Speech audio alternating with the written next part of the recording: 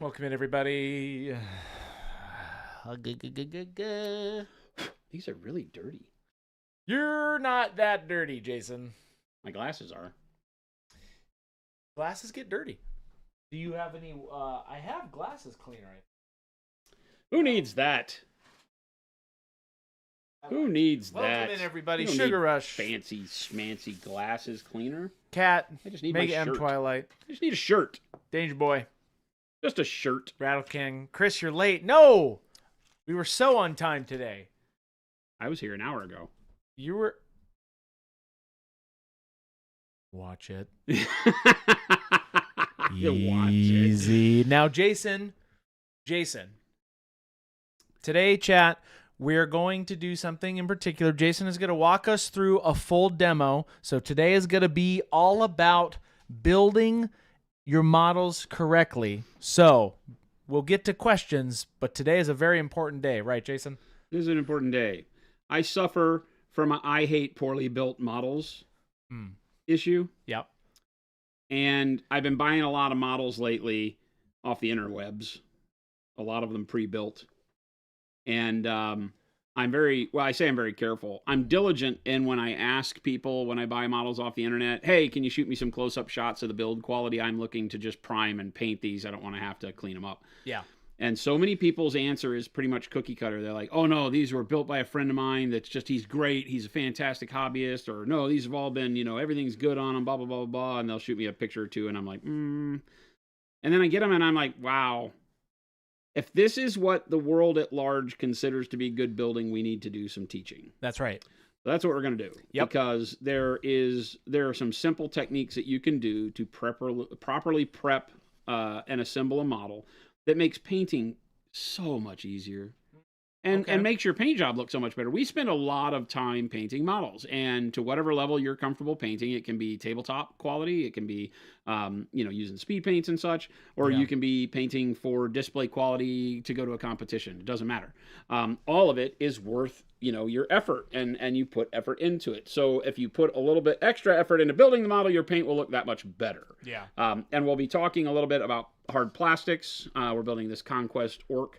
As well as resins, where before stream I have prepped a lot of this guy, and there are a lot of other pieces that I will discuss some of the nuanced differences between resin and plastic, because you may encounter both.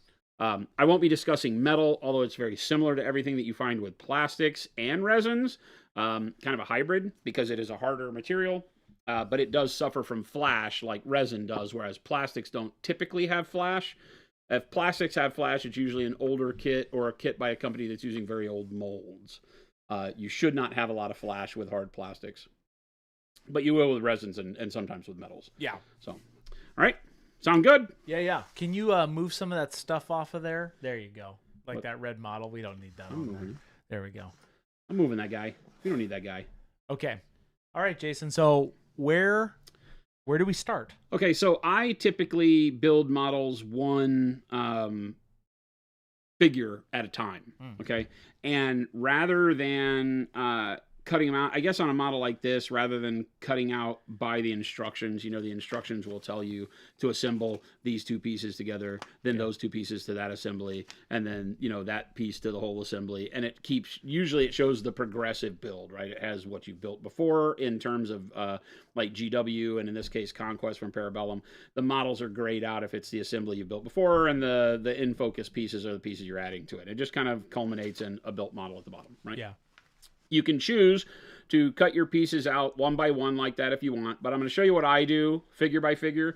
If you would rather do it piece by piece, you can do that. But I'm going to go through, get yourself a good, nice, sharp pair of flat-sided clippers. They can be double-bladed or single-bladed, but you want to make sure that they're flush. They actually have a flush cut on one side. You can see how that's flat and not curved. Otherwise, it makes this a lot harder. Always put the flat side towards the model, right? So I've got the flat side of the cut, not the open side of the cut. Put the flat side towards the model, and then just clip, right? Super simple, but it's something that does make a big difference. If you turn it the other way, you will wind up with a lot of plastic still connected to the model. The flat side makes sure that you get as flush a cut possible to the model. Now I'm going to go through and cut every piece out, right? And the reason I do that is because I go through and clean up every piece before I start any assembly on the model. Small pieces that only have like 2 holds, I'll typically take my second hand and I'll hold the piece while I clip it. We see all the memes about, well, that piece is gone. So don't have that problem. Notice how a lot of times I will hold the piece right with my hand as I clip rather than just the sprue and clip, just to avoid, because sometimes you'll find pieces on the sprue that have been broken off. Yeah. And I've lost pieces not thinking that they had another connection and clipped it, and that connection wasn't actually molded right. So I usually am holding the piece as I clip there and then just rotate around. Super simple. This is all probably very of course, duh to a lot of you, but it's always good stuff to review again, right? Because like I said, build quality is everything when you're talking about going and painting. I typically will cut perpendicular to the connection point. So what I mean by that is, can you zoom in close? Yeah. Right. You notice how this point come down. on this chest, right? Chest piece. You could try to get in there and like cut it like this, right? But I typically take the blade and cut across so that my blade is never biting into the side of the model or the piece of the model that I want to keep. When you do this, you can wind up clipping easier some of the model off. If you do this, you can always line it up to where the model piece is and make sure that as you clip, you're just following the edge of the piece you're clipping and not cutting into the assembly. So kind of bring the tool up from beneath the sprue, right? Here's one where you want to hold it because you only have these 2 connection points on a very simple one, and then just rotate it around as you go. You're always kind of biting, I call it perpendicular, it's probably not the right term, but you're biting across the sprue as opposed to with it so that you're not biting into the model piece that you want.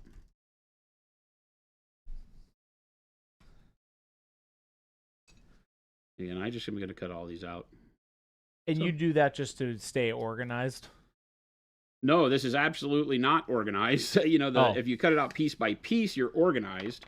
I don't care. I know that I can figure out which piece is which, hopefully by the drawing on the model. It gets you into trouble occasionally where you have 2 pieces that are identical and you have to really look hard to figure out, where does this one go?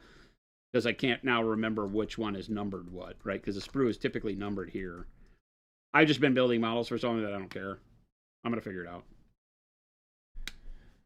But I do this so that I can clean all of the pieces at the same time. Yeah. Because the cleaning method is something where I don't like to stop and start it. I like to just get to cleaning and then clean all the pieces and be done. But that's a personal choice. Like I said, you can do this piece by piece and follow the instructions, clip the pieces you need for the next step in the instruction manual, clean those, put them together, then clip the next set of pieces, clean those, and put them together. This doesn't change any of that. Yeah. This is just showing you how I like to do it. This way I can get rid of the sprue and do all the cutting at once and move on to cleaning and then assembly.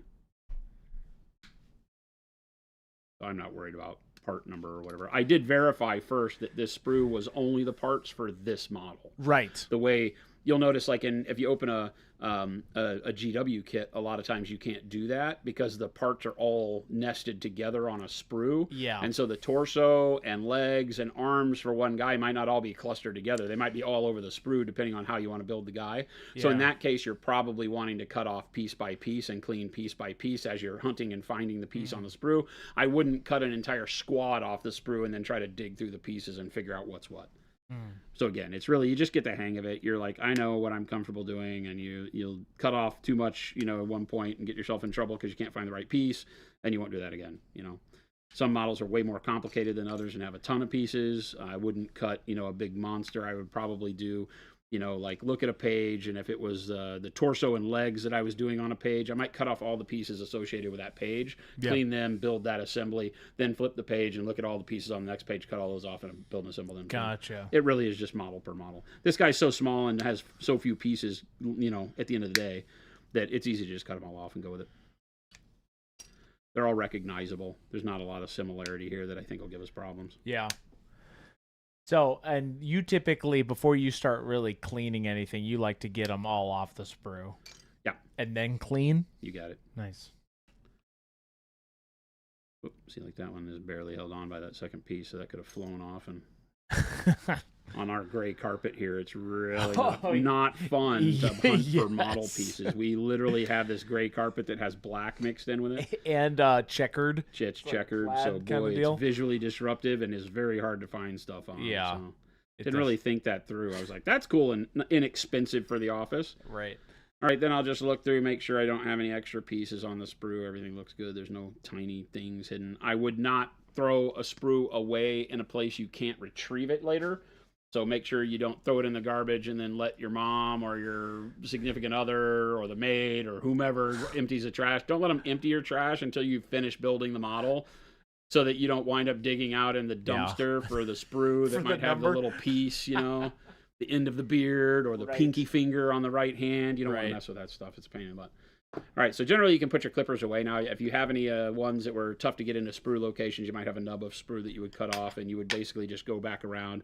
And anything that's actually sticking and protruding off the model that you can use the clippers on, I suggest you do, so that you're not using the knife to cut through them. That's generally where most people have the problem with cutting themselves with their hobby knife.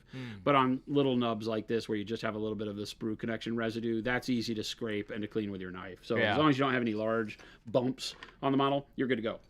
So the first thing I do, I got my pile of parts. The first thing I do is I take my hobby knife, and I go through and do exactly that. I clean up any of the nubs that are on there. Always cut away from your thumb, kids. Not towards it like I do. You just do that because you're able better to control. You're better to control it that way. Ultimately, you'll probably do that. I'm just legally liable to say, hey, cut away from your thumb. Right?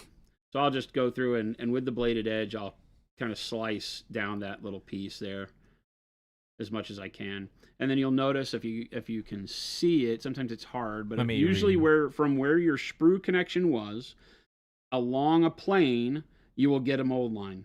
Right? You can see it here, right? You can see that line. You can see how it travels up around the shoulder area there, and then it comes down, runs right through where that sprue connector is, and then down around and the thumb and all of that. You need to get good at sleuthing out where that line goes. Follow it all the way around the model. Hands suck because it will go around every finger in a lot of cases. This one looks like it loops over the knuckle, then in between the fingers, then over the knuckle. Fingers, knuckle, knuckle. So if I look at the hand this way, that line goes right across those knuckles. Yeah. Okay? You see that? Turn it. Yeah, you can see where the light breaks across that, so that it comes down the thumb, across the thumb at this top knuckle, then in between the fingers, and then across all these knuckles in the webbing of the hand, and then around the backside down, and you can see, boom, it'll hit your next sprue point. So if you ever lose it, look at the next point where a sprue connector was, and you'll pick it up again, because it will always run right through where those sprue connection points were. Always. Right? And so you're wanting to get rid of that line. That line is one of the biggest hassles with painting models because it creates a dimension on the model that shouldn't be there, and paint will catch there. That texture will show. It's a horrible thing to have. So you have two options with this. You can use the backside. If you don't have a seam scraper, you can use the backside, the non-bladed side, or the dull bladed side. It's still a blade technically, but it's not sharp like this. It hasn't been sharpened, so it's not, narrow. If you take the dull bladed side of your knife, you can simply take that backside and kind of gently scrape. I will scrape towards myself, and you can scrape that line off of there. The harder the plastic, the easier this is to scrape, so you don't have to press as hard.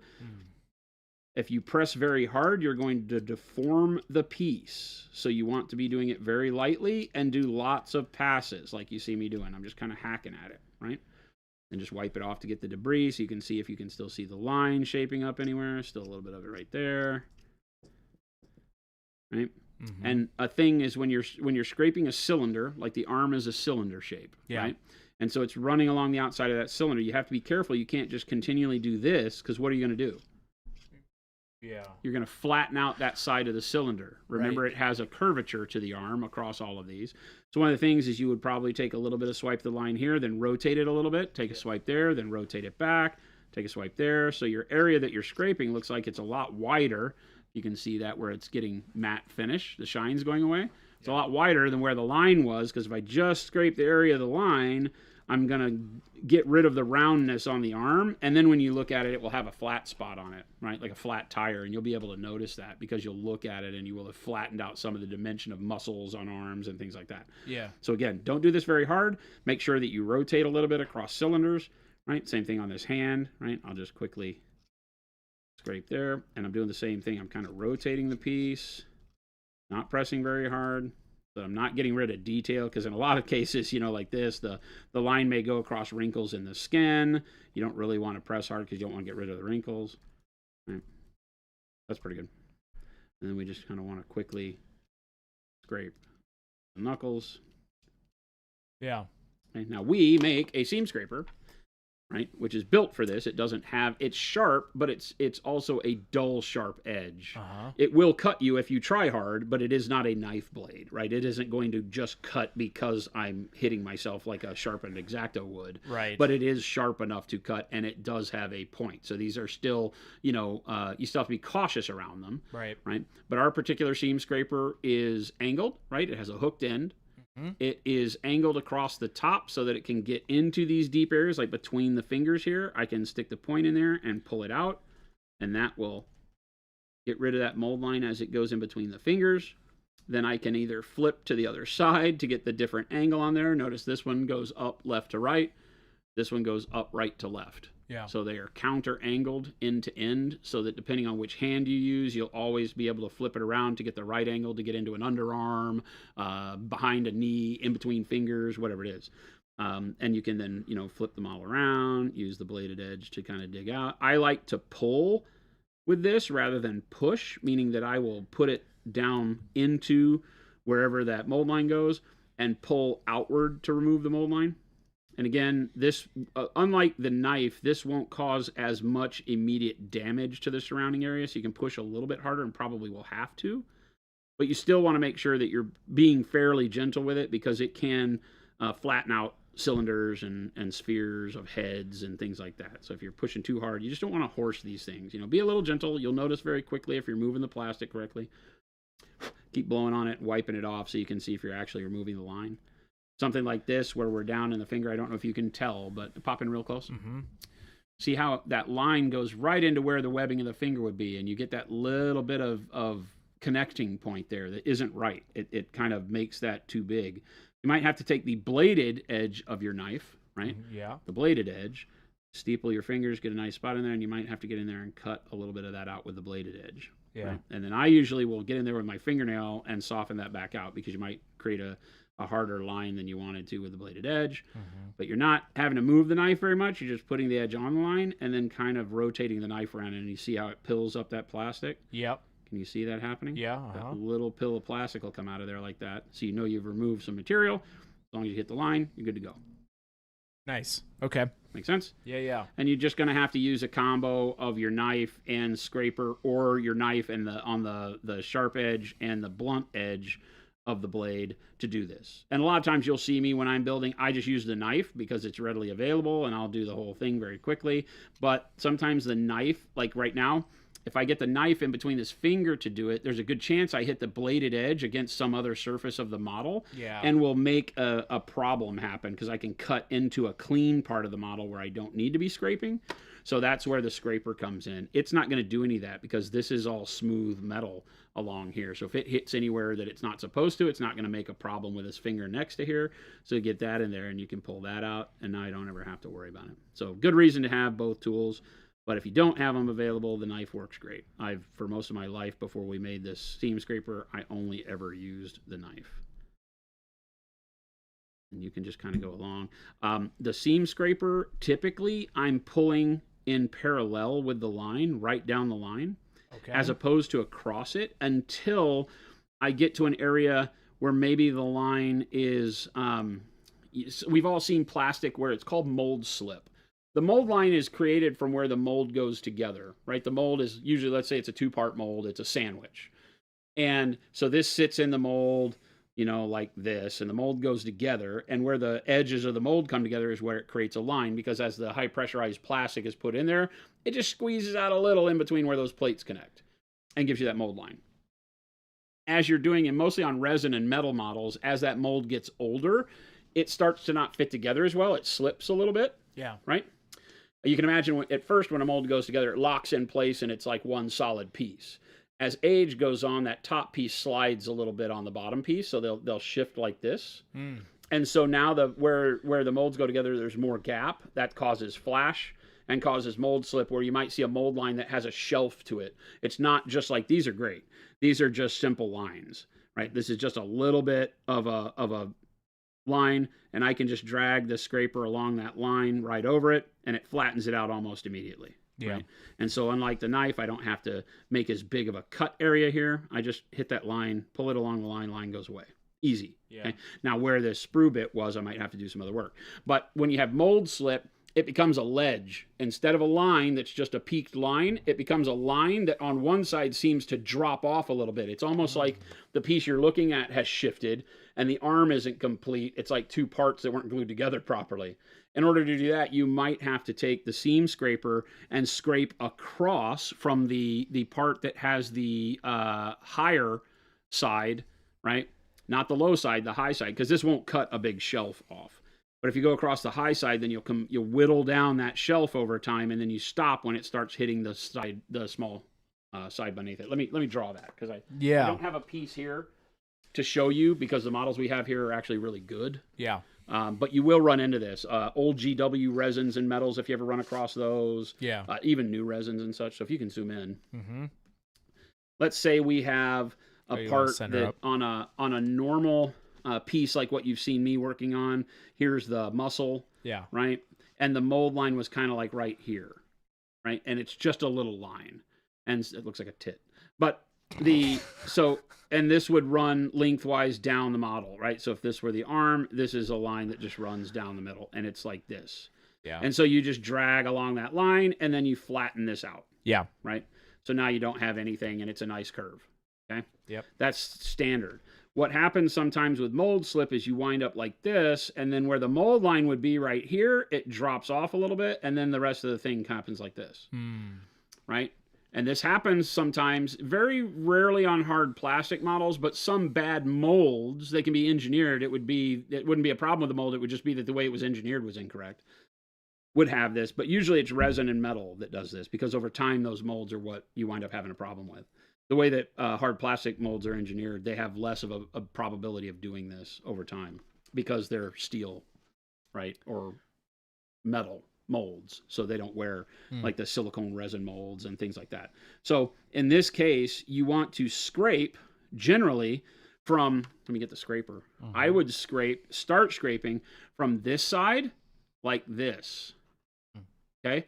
You don't want to do the scraper like this because it won't get rid of that wall. That's what I was saying. If you scrape into it, you'll hit it and you'll break that plastic or that resin. You'll bring chunks off of it. You want to lightly scrape this way, right?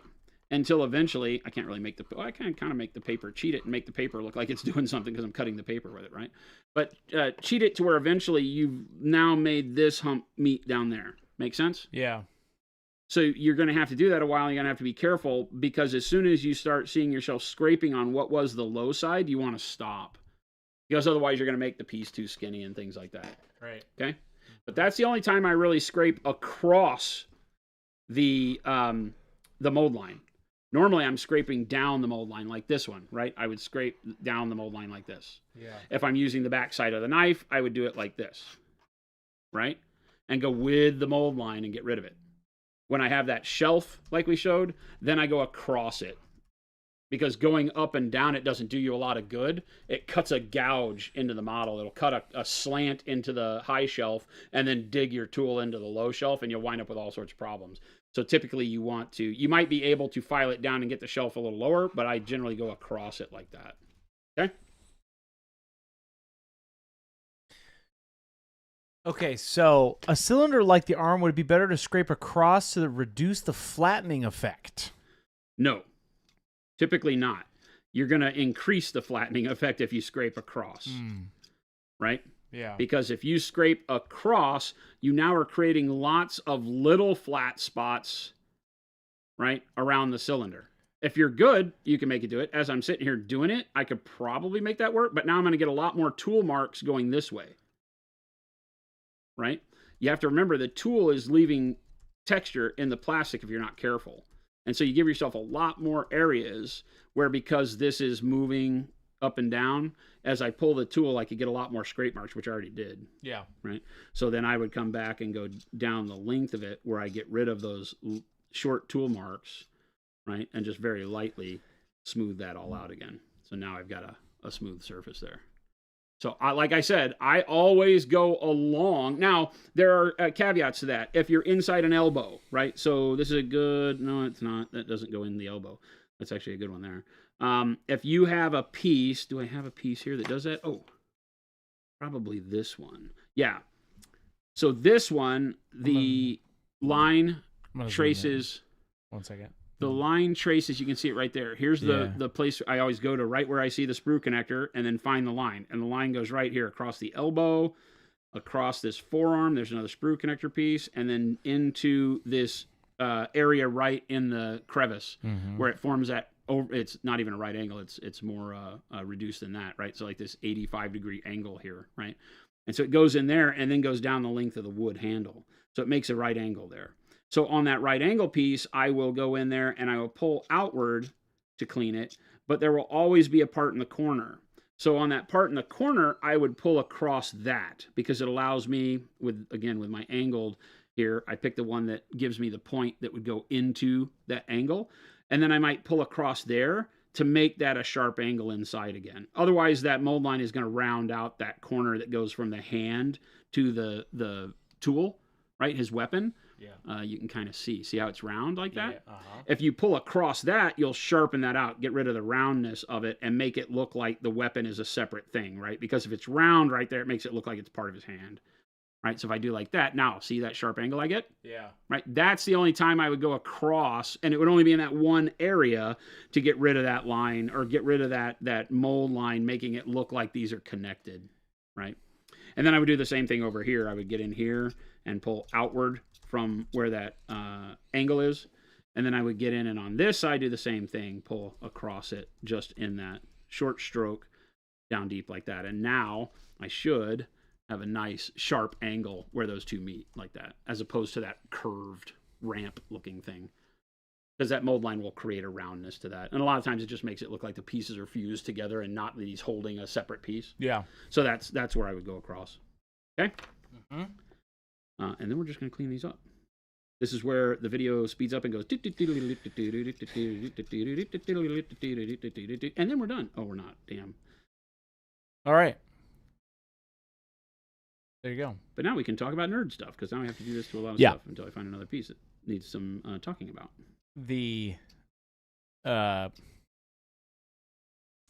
Yes, thank you, chat. Just wanted to capture all of that. So I'm trying to follow your Death Company Black Army recipe. Did you spray the dark plum shadows before the base coat of Payne's Gray or after? After.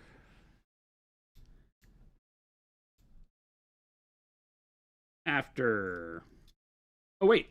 On the Death Company was black and then dark plum and then Payne's Gray over the dark plum. Mm-hmm. Yeah. Because dark plum's in the shadow. I was thinking the Blood Angels on the other Blood Angels. So the other Blood Angels, the dark plum comes after the Payne's Gray. But on the Death Company, it is dark plum and then Payne's Gray. Because dark plum is the darkest shadow color on those models.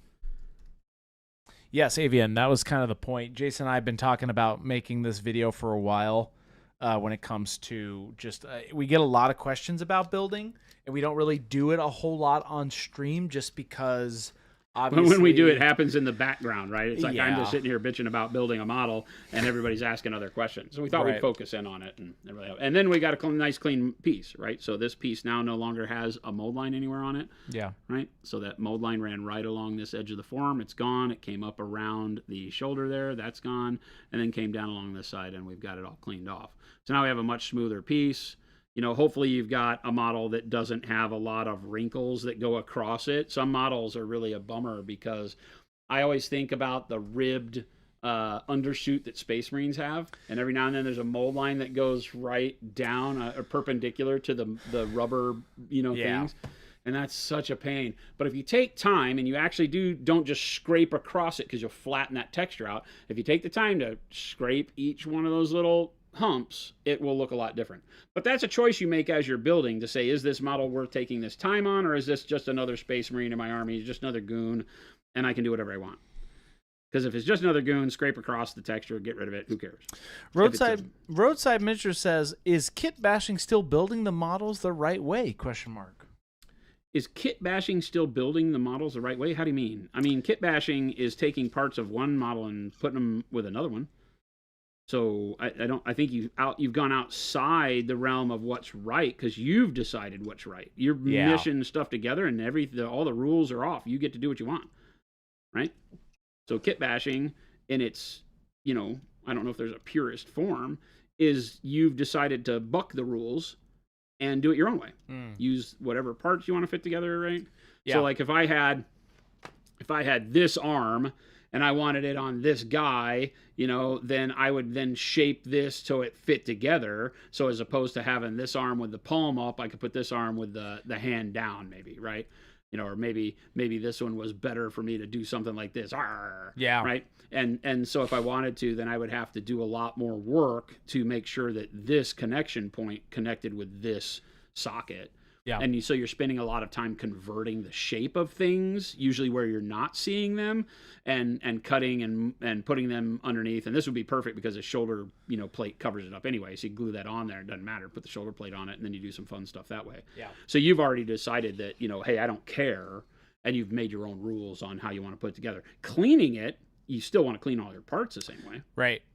And there's a couple questions here. Jason, ever use plastic glue to melt the lines in hard to reach or curved areas? I don't, because of the deformity of detail. I always go in with a tool and do it, not chemically. You're not a huge fan of that kind of plastic cement in this case. I don't like melting plastic together. I haven't used plastic glue on plastic in decades, but it's not horrible to use. That's a personal preference. I like super glue for everything because I always have a little bit more time to correct or pop parts off and do what I need to do. Yeah, because once you've melted it, you've melted it. You're kind of screwed. Yeah, you're kind of done. Yeah, and to the point of have I ever used it to clear mold lines? No, because it smooths out detail. Kyle here does it. He built the what do they call the Saturnine models for me? Yeah. Out of this last group, he did a box split with me. Oh, nice. And he built the Saturnine Dreadnought and the Saturnine Terminators, and he does that on his models. Uses the plastic cement to smooth out the mold lines really quickly. Yeah. And fuse stuff together, and it is a very cool, fast way to do it. But it smooths it out in a way that is not like the rest of the model. So I'm not a fan. I can tell it's just not controllable as much, and I always say this, but I like things that allow me to control what happens with what I'm doing. And with a blade, I can make sure that I don't nick any details that I don't mean to, that kind of stuff, as opposed to just throwing it in there. Now you might say, hey, but it's in an area I can't get to, but you can still see it. Then yeah, by all means, if it's like a small area like in an underarm, but that it's going to bug you, then if you can put a little bit of that plastic glue and work it around real quick to melt that in, good, because the details around it don't matter, then yeah, by all means. Armory says some of the GW kits won't go together correctly without plastic cement. They all go together correctly. That's not true. I've built more GW models than most people will in their whole life, and I've never used plastic glue. Not even when I worked with them did I use plastic glue. It's always been super glue. They'll all go together, right? Definitely when you clean it up too, like kind of like how Jason is doing, specifically with connection bits.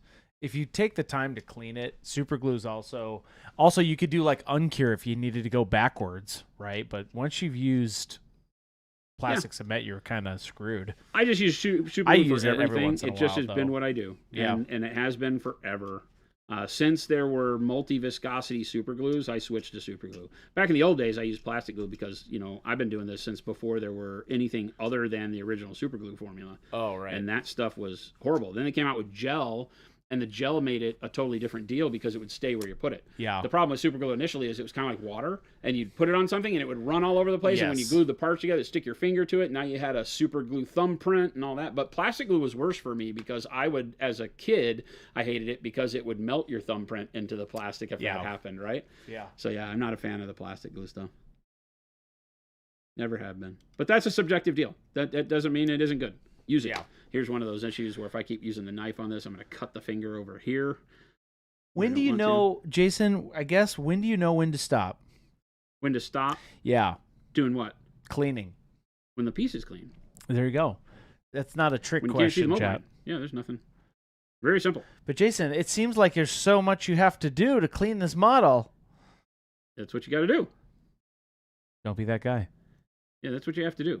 You know, this is a deal, and like I said at the beginning, right? This is a deal where you have to make a determination what's worth it for you. But, you know, I will tell you that your models are more, and this is going to sound silly, your models are more valuable the more time you spend on the build. Because if you ever want to sell that army, I guarantee you will sell that army for more money if you do what I'm doing right now. Because people will pick up that model and be like, oh, damn, dude, there's not even any mold lines. There's not even any little sprue nubs. I've gotten people send me models. Here, I'll show you. He'll be right back. I'm gonna call this out. Right? This model was told to me it was built fantastically, would never have a problem. You never notice anything wrong with it. All right, zoom in close. I can still see and feel the sprue connection points on this, right? There's a gap there along that line, which isn't the worst in the world because it follows right along the line of a muscle, so you could probably paint and get rid of that. Yeah. But I've already had to clean this guy up. I've already, you can see where I had to start scraping along this mold line that was up here. Yeah. Right? All the join lines. Here's another one right here where I can, you won't be able to hear that, but it's clicking as I rub across where the connection point is. Here, these, right? Yeah. That stuff, if you bought this model, would be annoying to you. So don't be that guy. Don't do that. Right? Yeah. This one had all the connection points you could feel along the edge of the sword. It would go dit, dit, dit, dit, dit. I've already cleaned most of them. Yeah. Right? Let's see if I can find one. Yeah, there's one right there. Right? And that's like an edge where if I went to paint that, that's not ready to be painted. Right? Here's all the mold lines are still on it, all around these edges here on this sword. If you were to go in and paint that, that's not going to show in your paint. That's horrible. It doesn't have to be that you're painting for display quality to have this matter. Your normal, if you are just trying to take this model and put contrast paints on it, that mold line will make this model look 10 times worse than if that mold line was gone. So you have to say, is the extra 15 minutes of scraping the mold line on a big model, right? It goes quick on small models because you get used to it. Especially if you're building squads. Space Marines get easy because they all have the mold line in the same place. You just get used to doing it. Yeah. And if you put one together, you'll get used to which ones you have to scrape and which ones go away because you put the backpack over it and stuff like that. So certain ones get hidden. The question that I'm seeing a bunch in here is what about those little gaps, Jason? What do you do with those gaps? When we start putting this guy together, I will show you. So let me chat. blow through some of this. We'll get to a lot of your questions because I know a lot of that is, so hang tight. I say that. I'm throwing these guys under the rug. They may not have any spots like that. So I might have to grab that model again if we don't have any gaps. I think people definitely struggle with that, right? And the reality is sometimes there are just gaps on the models, but not, and then what Jason says, you could hide it a bunch of different ways. Do you, Jesse Who says, are there any retail alternatives to green stuff or sprue goo for filling those seams? Retail alternatives to green stuff? Why would you need to just buy green stuff? Or sprue goo. Oh, Vince uses sprue goo. I think sprue goo, you take the plastic glue and you put old sprue in it and it melts it and turns it into a gray putty. The Tamiya super thin putty is good, but it's a lacquer base, so it requires lacquer thinner to clean it up, so I don't like that much. I'm going to show you how super glue is your best friend. Yeah, so we will definitely get to a lot of the building questions. Today is all about this demo, chat. This is a good one, too. There's a lot of good bits in here. And I'm always just scraping, wiping, making sure that I'm getting all that off. We already did that because of that wood. Is Milliput essentially the same thing as green stuff? Yeah, Milliput white. The green, they have a Milliput green too. The green is typically a little more flexible. Yeah. Milliput white fine is what I like to use because it dries hard. It's not flexible anymore. It doesn't shrink as it dries as much as green stuff does. There's only one manufacturer of green stuff that went away. All that stuff that you saw in the news is very misleading. You can still buy the same exact stuff from lots of other manufacturers. I noticed that. Only one manufacturer went away, and it doesn't matter. There's tons more that make this stuff. It was never a hobby product. It was always a plumbing product, believe it or not. Yeah. Right? I say never a hobby product. Obviously, it developed into a hobby product. It's a plumber's putty. Plumber's putty, yeah. And the Milliput stuff is great. Milliput, you can even get cheaper plumber's putty in brown and gray and white and all that stuff too. And those work great. They're all epoxies. They're all air dry. They work great. But I like the ones that are a little bit hardy. Epoxy Sculpt is great. I use it because it's great for sculpting. But it's also fantastic, like green stuff. Works like champ. Epoxy Sculpt. It's a 2-part. So like the green stuff where you have the tape roll and you have to put the blue with the yellow. Right. You know, the same thing. You combine the 2 parts and go to town. Done deal. Here's one of those that you have to make a decision, right? Because this has got this area where I have to get in and kind of scrape in very small areas to get those detail areas where the mold line is. But it goes across here where it has these bumps. Can you zoom in? See that?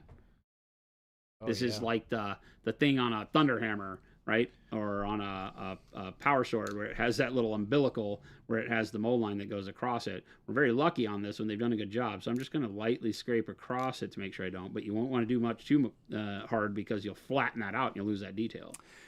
But that's where you have to make a decision. Sometimes that's so small that you're just like, nope, not going to do it. Because if you go in there with a blade and you try to get individually in between each of these, you can cause more problems than not because you might dig plastic out that's worse looking than the mold line was. Yeah. So just be careful with that and make a good decision there. Make good decisions, chat.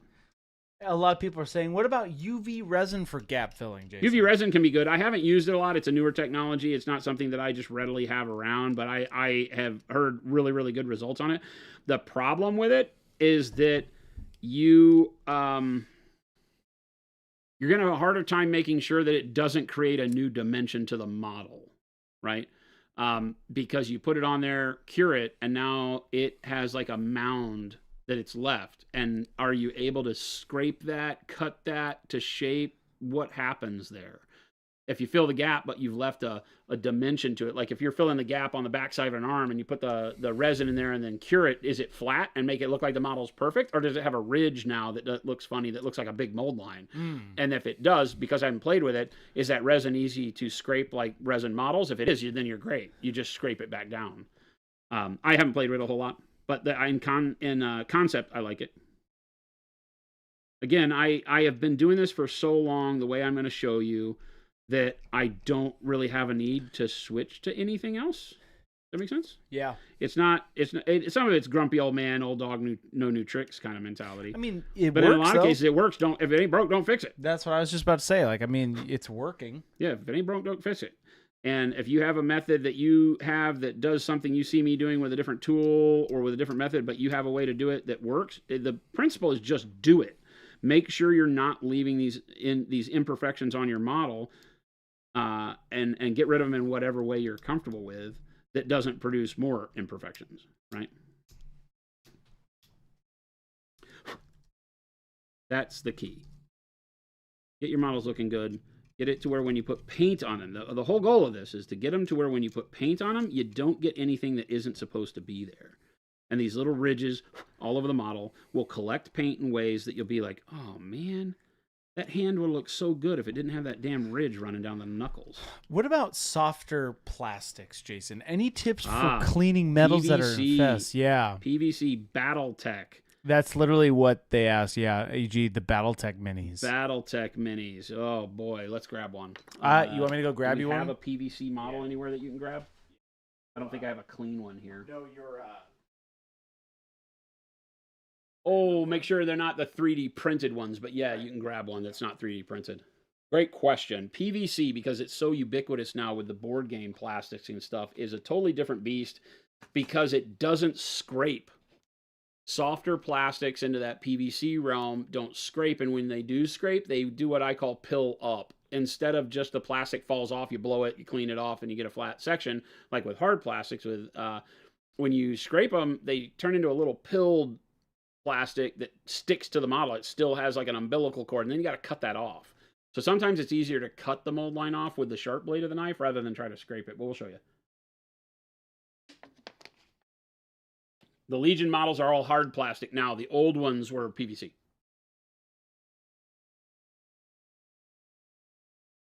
The new Legion one, these guys that you've been watching me paint are fantastic hard plastic. Easy to build, easy to clean. The original Star Wars Legion were the softer plastics. Maybe not PVC, but they were definitely softer plastics. Again, you'll see me just kind of cut along the spot where the sprue connector was, and then continue. The hardest part with this is making sure you're able to rotate the piece in your light at your desk to continually see if you're actually getting the line or not, right? Because the mold line is hard. You can see it, but it's hard to know when you've gotten rid of it sometimes because of the shine of the plastic. I know people that will prime the model before they scrape the mold lines. It's not anything I've ever done, but some of you may have heard of this before.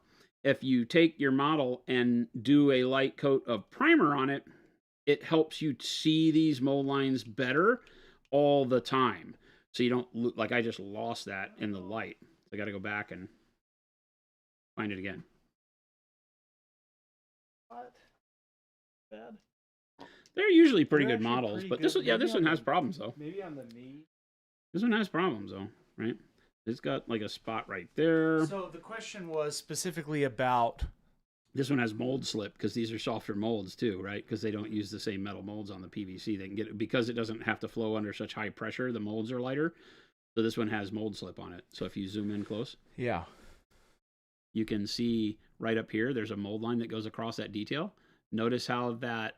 Look at the gap in between those two panels. See how it shifts down at the bottom where the mold line goes through it, right down here. That's as close as I can get. Yeah. See that? That Yeah. line's supposed to be straight. Yeah. That line's not supposed to do that lightning bolt thing, right? But it does because look, the whole back of the model looks like it's shifted to the right, Yeah. right? Notice? Mm-hmm. See those panels? Right? That's what you get with like resin. So when you're doing that, right, if you were to just go through and scrape that mold line across the top of these soft ones like this, right, That's with the it back. pills of your, up. Look at that. That was with the back. See of your that? knife. That Yeah. when I pilled it up, it scraped right down into the crevice. Now I got to cut that out of there really carefully. And it usually causes all sorts of problems, right? So I'm going to cut that with the bladed edge. And oh boy, it's a pain in the ass. There we go. And this is a problem with soft plastics a lot too, you think? Resins and soft plastics, yeah. Well, the resins scrape better Yeah. because they have a higher, but see as I'm scraping that, see all this white chaff? That doesn't just wipe off.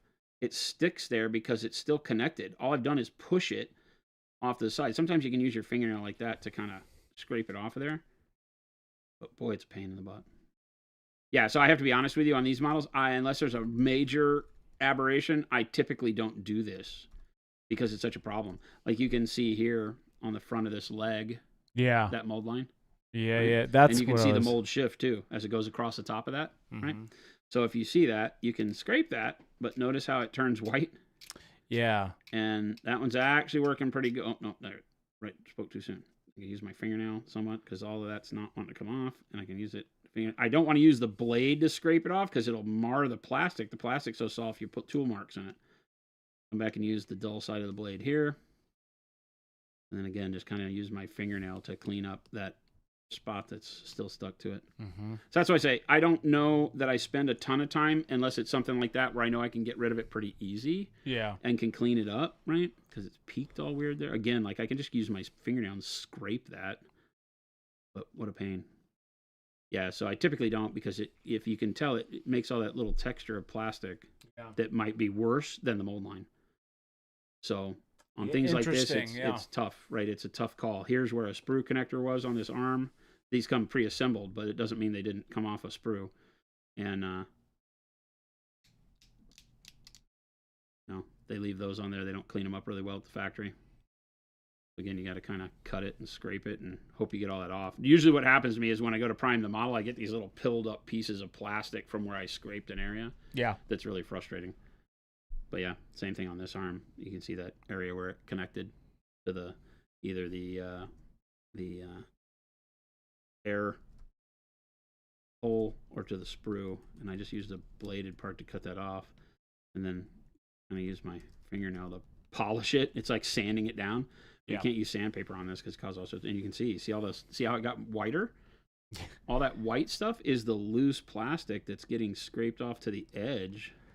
So it's almost like you're causing more problem by cleaning it than by just leaving it. Yeah, see like that piece right there? I'm going to have to go in with the blade and cut it off. That. Yeah, so that's the difference between the soft plastic gaming models. That's the one reason why I don't like them is we call it tool quality. They don't tool very well. There are metals when you're working with metals that tool differently than others. Stainless steel being one of them is very hard. It shows because it's so I forget what the scale is, but it is so hard that if you're tooling on it, the tool will skip across the surface. It won't give you a nice. You can't like take it and sand it really nice. The sanding skips because it's so I want to say brittle. Brittle isn't the right word, but it's so hard on the hardness scale that the tool will skip and leave a lot of little marks in it. So tooling stainless is a pain in the butt, whereas mild steel is a lot better. Same thing with this. Hard plastic is your best friend in model building. And PVC goes one direction and becomes hard because it's softer and harder to tool and leaves different types of tool marks that are harder to clean.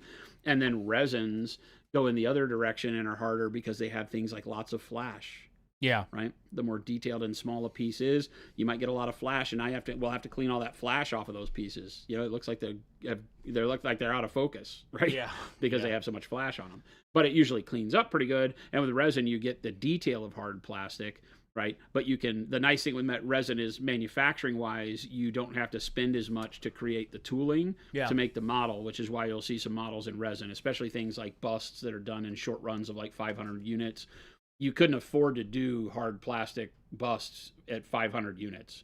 You spend so much on the mold that you need to be selling 10,000 of them before it even makes sense. The mold, So the tooling of the mold, the CNC tooling of the mold is generally about $10,000 to $12,000 minimum for our small type sprues, and that would give you a sprue like what we just did this guy on, a sprue that's this size. Wow. So for every sprue in your kit that's sprue in your kit that's this size, you're spending 10 grand. So think about that.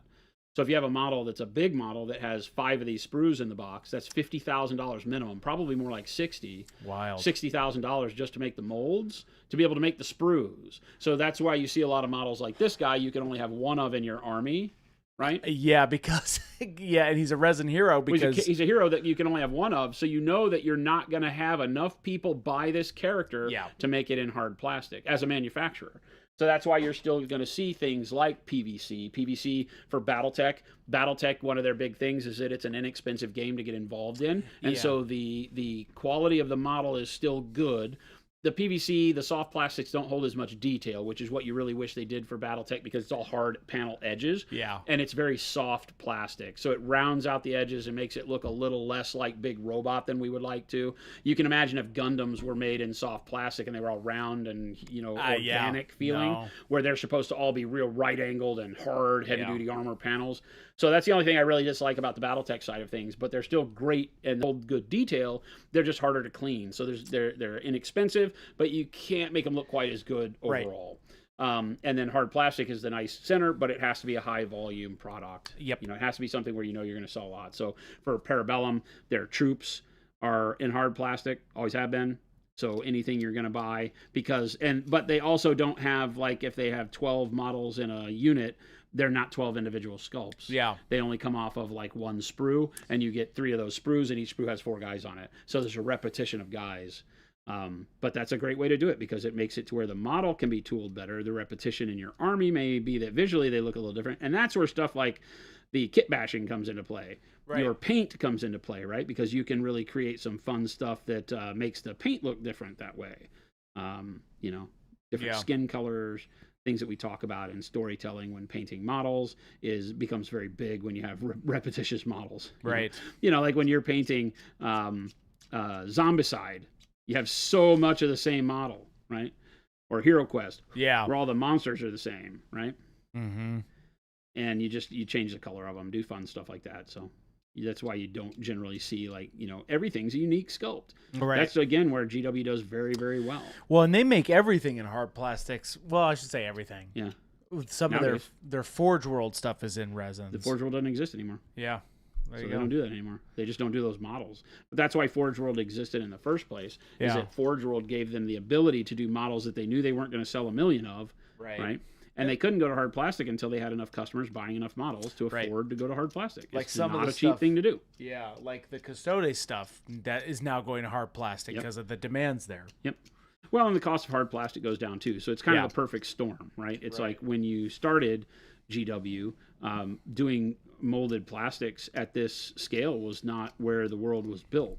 And so most of your plastic molding was very expensive because it was being done in, the automotive space, Right. the aerospace areas where, your molds are huge, you're making big parts. Right. And so the time taken on the machine is huge. And to fit into that world with small pieces is very difficult because you're making up for the money they could be making in the same time on a big piece. Right.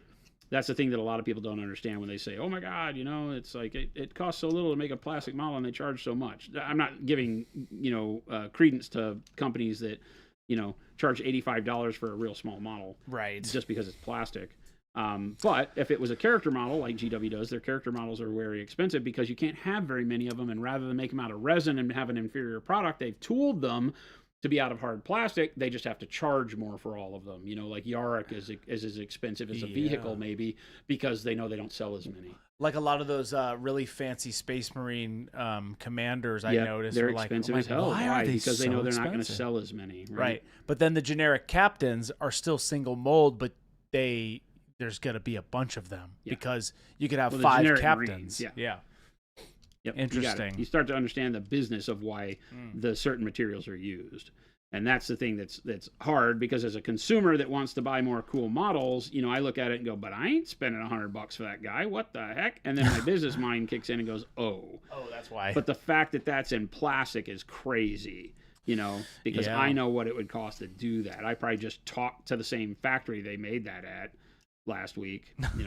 We're talking to Archon Studios, the guys that make these plastics right here, about some models that we hope to do in plastic. Yeah. So that'd be super cool, man.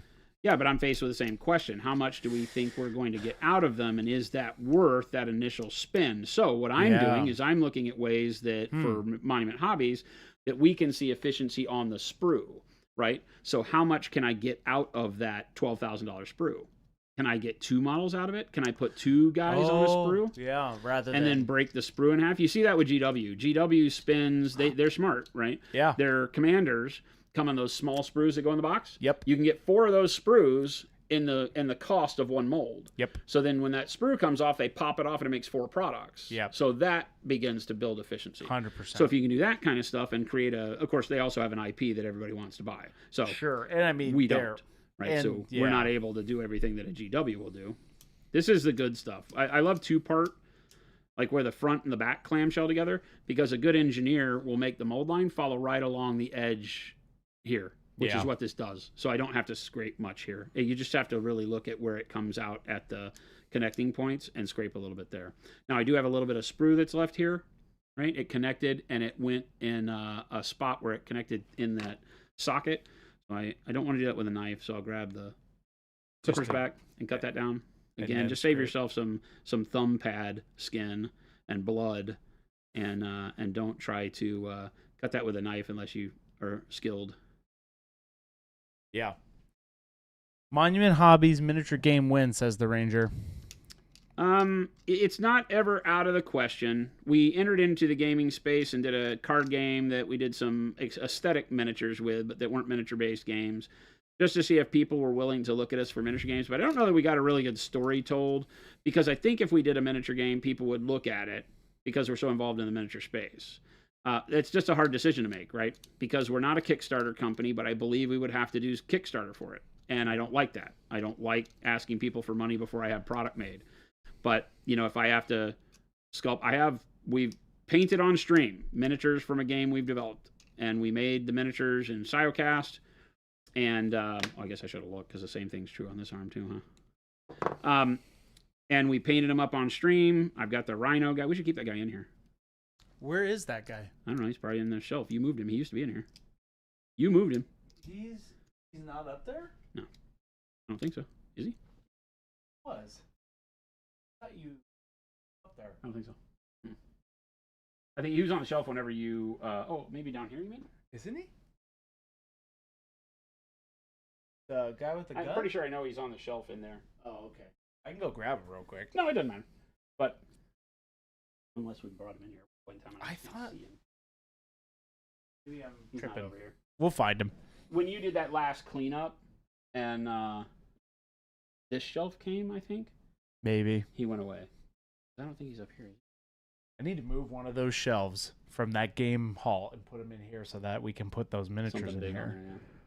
But anyway, we made some miniatures, but in order to get a game with enough factions to be interesting, we had it tooled down to where we had 47 or 49 individual sculpts we had to do. Yeah. And so that's a lot, when you think about it. Well, and then you start doing the math of the sprue, right? Just kind of like what you said. And if you can't tool it in a way where the sprue is efficient for business, how do you even do that? Well, yeah, and that's the fear, right? That's why a lot of people do Kickstarter. Now we're getting into the whole, business of gaming. Is why do people run Kickstarters? Well, because the cost, if you're doing hard plastics, is tremendous. Yep. And, some people go out there and say they're going to do hard plastics and then drop the ball and don't give you your hard plastics anyway, even though you did the Kickstarter. But assuming that you're dealing with honest people, there's still an economy of scale that, they have to have done the math right and have the right partners to be able to say, okay, yeah, we can pay for the molds, and then we're having to sell, let's say you have to sell 10,000 of whatever's on that sprue to make, profit. So then that's a tough one, because are you going to sell 10,000 of whatever's on that sprue as a new game in this climate? Yeah. A lot of people are sick of new games. Yeah. Is the way I look at it. A lot of people are sick of new games because a lot of people have been told, our game is the GW killer. And I'm like, why are you trying to kill GW? Yeah, it's not going to happen anytime soon. I mean, I don't think they make great games. I don't really like their games, so I'm not going to go that far. But they make games people love. Yeah. And so that's why would you want to overthrow them? Because it's also backed by so much lore and IP. Yeah, the IP is great. I'm listening to Gaunt's Ghost. Do I play Imperial Guard or care about Imperial Guard or play 40K or any of that? No, but I'm listening to Gaunt's Ghost in my car. I'm on book 2 or 3 right now. Yep. And I'll listen to 16 or 17 novels of Gaunt's Ghost and never play 40K. That's why you're not going to dethrone GW. It's just you're not. That's a good way to put that, though. You're not going to dethrone, so stop thinking about it, right? But as far as us making a game, it's not out of this world. Gabe, if he has his way, Gabe's going to have us make a game. But I'm not at the point where I can see investing that kind of money and doing business the way I would want to do business, which is that we would present you with models, cross our fingers that you buy them, and then we would either win or lose based on that. We would probably have to do a Kickstarter just for the marketing of it. Yeah. Even if we already had it done, which is it's tough ground to work on, because Kickstarter doesn't want to know that you've already built the thing before you kickstart it, which seems weird to me. But yeah, it seems a little counterintuitive to what the public would probably want. I don't know what they're doing. I don't know. I mean, I don't live in that world. Yes, somebody was mentioning, yes, of course I would have a bunch of trees in my army. The game of trees. That's right. My faction would be trees. One of our factions in our game has got some organic structures that have tree bits as part of them. They're not trees. They're organic structures. Did you ever play it? Yes, I did. Okay. Yeah, we have a fully playable game. Game Found is good with you being done. Yeah, and we would rather work with those guys. We are just not at a point where we can put, my thing is that this is a great piece. This doesn't have any mold lines worth talking about because they're all around the edges and it's very quick to do. So those are your favorite pieces. I was just about to say. Right, those are your favorite pieces. You have some sprue bits where I got to clean the sprue bit off here. Scrape that down flat.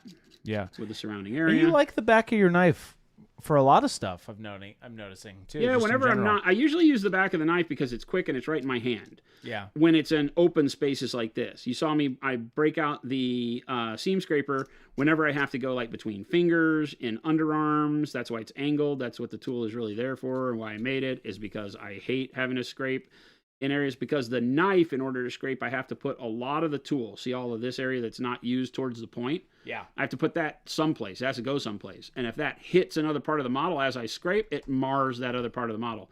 So too many times I've created scratch marks on part of the model where you don't want them by using the knife. But this is wide open, right? This, I can just do this, and it's not going to hit anything. And so, yeah, it's very quick, very easy. And as you get better with a knife, it's just the way it works. And, it's like whittling on wood or something. It's just super easy. Mr. Pink says, have you guys did any paint sets with a gaming company besides Blood and Plunder? We haven't. Yeah, we did. We did with Mantic. Oh, yes, with Mantic. Right, yes. Yep. We're in talks with some game companies right now about doing stuff, but The hard part is, they want the colors we already make. Yeah. And most people either have, not most, I can't, how to say this? There's not a lot of way to market it and make it intriguing, right? You've said this in the past where it gets like, it kind of locks you in a little bit. I don't know that it locks you in. It's just that like if we sell the colors for a faction in an army, what does that do for you as a consumer that gets you jazzed? Yeah, because it's not anything different than what you can buy already. It's just pre-packaged for those. And because of the way that most people do it with a Kickstarter, right? Blood and Plunder, everybody do it with a Kickstarter. Yeah, and Panic Bomb, just to be clear, the AMG sets are not for a particular game. Those are used. Yeah, seriously. Which Jason's winking, but it's really Dallas's signature set at this point. I mean, it's the Star Wars set. Yeah, it is technically the Star Wars. They're all the colors that they mix out of our line. Yeah, to get their Star Wars stuff is what they are. That's what it is. It's all the legally distinct. The legally distinct Wars in the Space Galaxy. Set. Yeah, it's fun. But, you run out of colors is the reality, right? When do you stop having colors that are any different from other colors in the line to the point to where it doesn't look like just a money grab? Zilfer says, I wish AMG would make more guide content on how to maximize the use of the AMP set. Yeah, their studio isn't focused on that right now. You heard the release recently. They are restructuring so that they can really focus on Legion and MCP. It sounds like that, yeah. And, that's the release they made. Yeah. That was their press release. And so they're doing some restructuring too. And as soon as I think all that gets balanced out, then they'll get back to it. It's tough to do what we do, which is to sit here on a stream, focused on the hobby, and not focused on spreadsheets and, the business day after day after day. It's just tough for companies to do that. Well, and yeah. It's what we're committed to. So it's part of our business model to do it. Nobody else is crazy enough to do this. So, but yes. That's true. We are getting better at doing some of that. So, coming up with solutions that show how to make those colors really pop in the environment they were intended for, but also just in other ones. They're just great colors. Oh, yeah. I mean, we use so many of them on the How to Paint White. Yep. With that Tau model, the Ghost Keel. Oh, yeah. It's a great set of colors. You have the AC on? I do. Is it a little toasty? It's toasty. I could turn it down.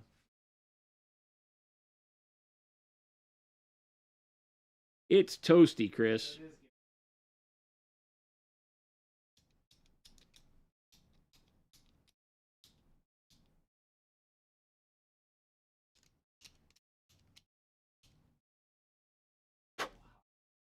What did you have to set at? No, it wasn't. Yeah. Then it was off. It was, it's set at 73 here right now. Really? Not where you're at. It's hot over here. The air around you might be that, but not. I guess it's also true that we're at that point of the year where it's hot enough outside that when the sun starts baking in this wall. This wall right here? Is super hot. That glass panel, I could feel it when I walk by it. Oh, it's super hot. Yeah, we're getting to that point. The sun in the west.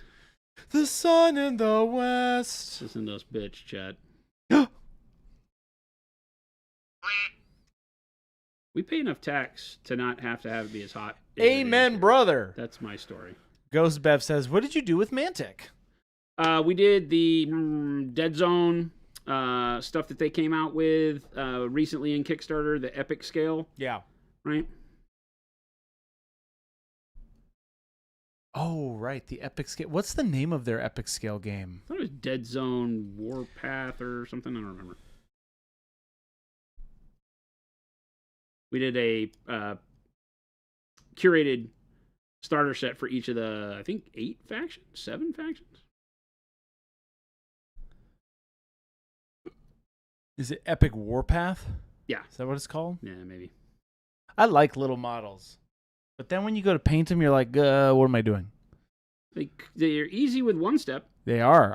That's actually a good point now that I think about that. Yeah, small scale is easy with one step. That's one of the things that I'm super thrilled is that I can do my Legions Imperialis army now, and it's like done. That's a good point. Done. Because one step. Epic scale's fun. It can be, yeah. I love it. I love the games in theory better than anything else because they give the feel of large scale combat better. You know, when you read about, let's just pick on 40K. When you read about battles in the world of Warhammer, right, even Age of Sigmar, it's these huge battles, right, where they talk about, you know, air support and, you know, Titans running around and all this kind of stuff. Yeah. And you get on the table, and it never feels that way. No, it doesn't, unless you're playing Epic scale. But you play Epic scale, yeah. Old Epic Armageddon was insane.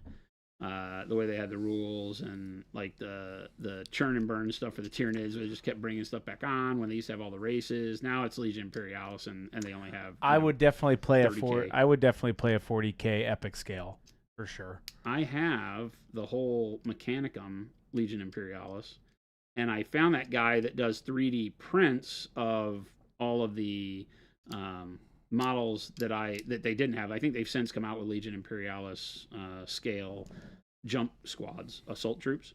But I have an entire army that matches my Blood Angels army in Imperialis scale.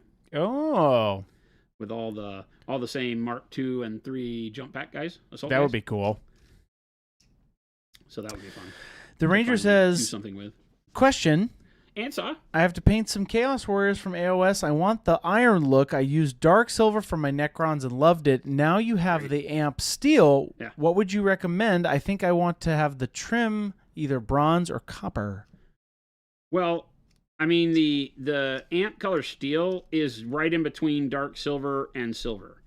So using dark silver into steel is fantastic, right? Because it gives you a really good mid-tone before you just put silver over the top. So I think that's kind of it, right? It's just an addition that makes dark silver and silver that much better. This I hate, okay? This is a good one to look at. All right, 1 second. Pop in close on this? Yeah, give me a second. So this piece, you can see it's like a leather knee pad or something, right? And it has these straps that I can tell already are supposed to hit the model and make it look like it's strapped to the model, right? You have those two straps. Yeah. Well, look where the sprue point is. It's right on that strap. Oh. Right? Yeah. So this is one where I'm going to need to, rather than guess first, I'm going to come over here and get our instructions and see, okay, where does this live? This part is where? Anybody see it? There. Right? So it goes on the left thigh. So I will go grab the left. Oh, can I even grab the left thigh? This will be really awkward if we can't. 3 people said 46. Yeah, I don't know if we can grab what is the left thigh here or not because of it would have to build the model. So I might have to pull this aside for later. Let's see here. Okay, no, you probably guess, right? Because it's supposed to go somewhere in this neighborhood, right?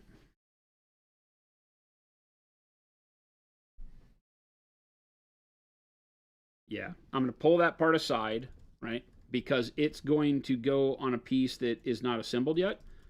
And I need to see how this looks when it's fit on there before I cut this. And the reason for that and why I'm stopping is because there's a chance you might cut that sprue bit off of there, but reduce the size of this strap and then make it have a big gap when it's done. So I will hold this off to the side. I won't clean it until it's time to put it on the model. And that way I can see what's going to happen with it. And that way I can clean that sprue bit so that I don't create another problem. Make sense? Uh-huh. His head. Boy, he has a tiny head. I was sitting here looking at this pile going, I haven't seen a head yet. Yeah. And he has like a little bitty head. Your head is so small. They kind of have huge bodies and then little itty bitty heads. That would tell me that they are dumb brutes. Unless, of course, their brain is somewhere else. Wadroon. Dumb brute. Maybe that's what that means. Wadroon? Hey, I didn't say that.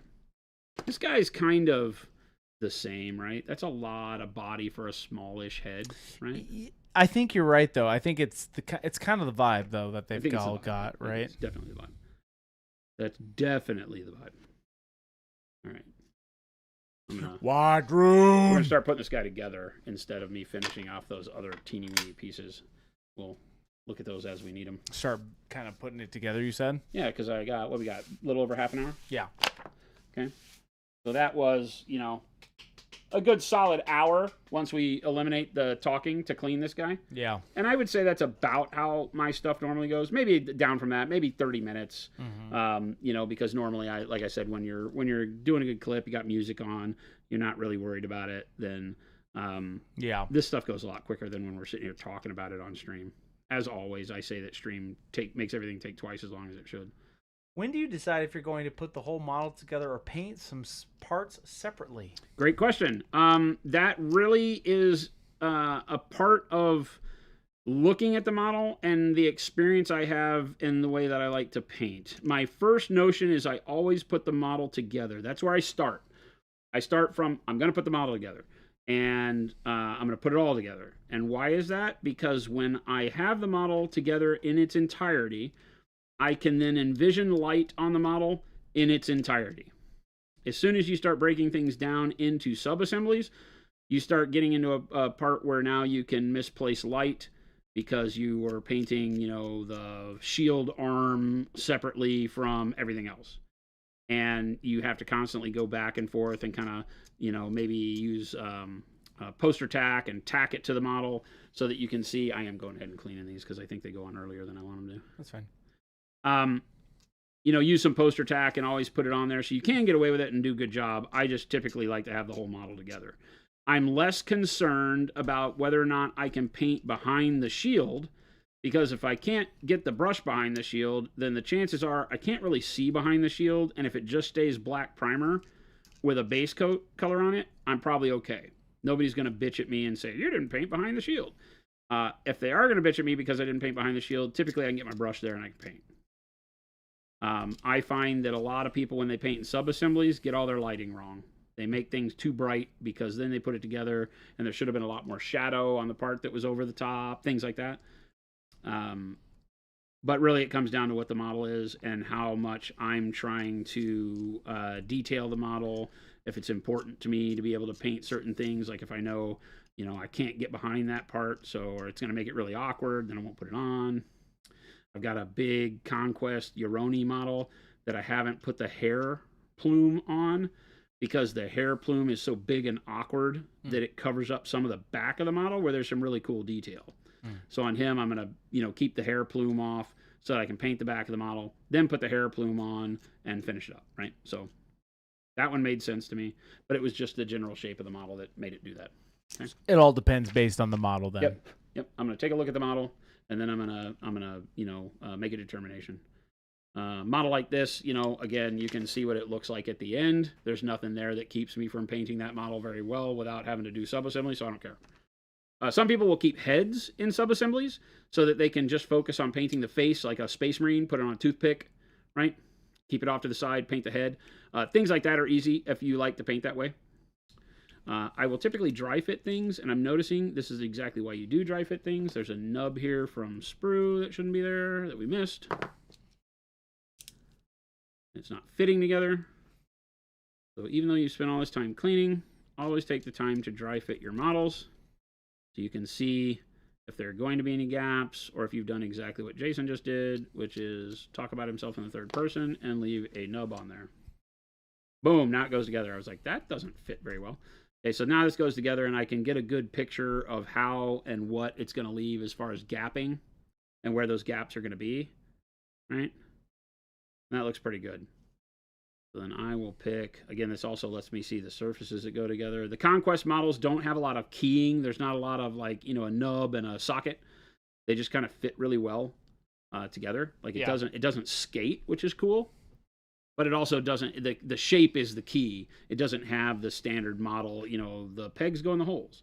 So it'll allow me to kind of take a look and say, okay, I know all the surfaces that touch. We'll grab our glue, our Pro-Affix. And then I will just do a very thin line around all the surfaces that I know touch. Boom. And then I will stick it together. Press and hold it. If I see any super glue bulging out, I'll just quickly wipe it with my finger. That works pretty well. Okay, now the question about how do you gap fill. One of the ways you can gap fill very quickly is while the glue is wet and you've just stuck the model together. See how I have a little gap across the shoulder? I don't even know if that's going to show. He has big armor plates. But can you zoom in closer? Yeah. See that gap right there?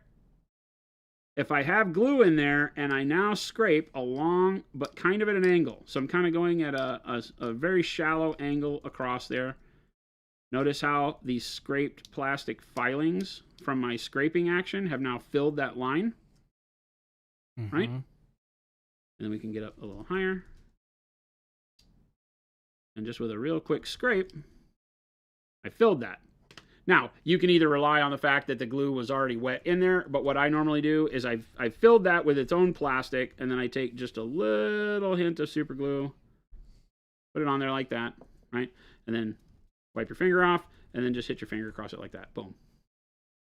Okay, so now you've got new glue holding all that plastic from your shavings that now have filled that gap. So for simple gaps, you're done. You just do a quick scrape. It creates such fine plastic filings, but they all go down in the crack because you didn't go straight down the line. You went at a slight angle, right? You pulled just at a slight angle across the line, not perpendicular, right? But just at a slight angle. So if this is parallel, pulling along the line, just tilt your knife a little bit, or the scraper. You can do it with the seam scraper too. We'll do that on this other side. Yeah. Let me zoom in one more time. Right? So take the seam scraper, and I typically would grab the one where the point is up in the corner there, and then again, you can just, well, let's do it this way. This one has a higher shelf on this side. So again, start on the side that's higher, right? And then just scrape a little bit across that line. You'll fill that line with the seam, or fill the seam with the scrape shavings, like so. Wipe off the excess. See, it's gone. Line is now gone. And then just hit it with a little droplet of super glue. Right? And again, I wipe my finger off real quick, and then just pull your finger along that line, and that super glue will trap all those shavings in that line, and boom, now you filled those lines.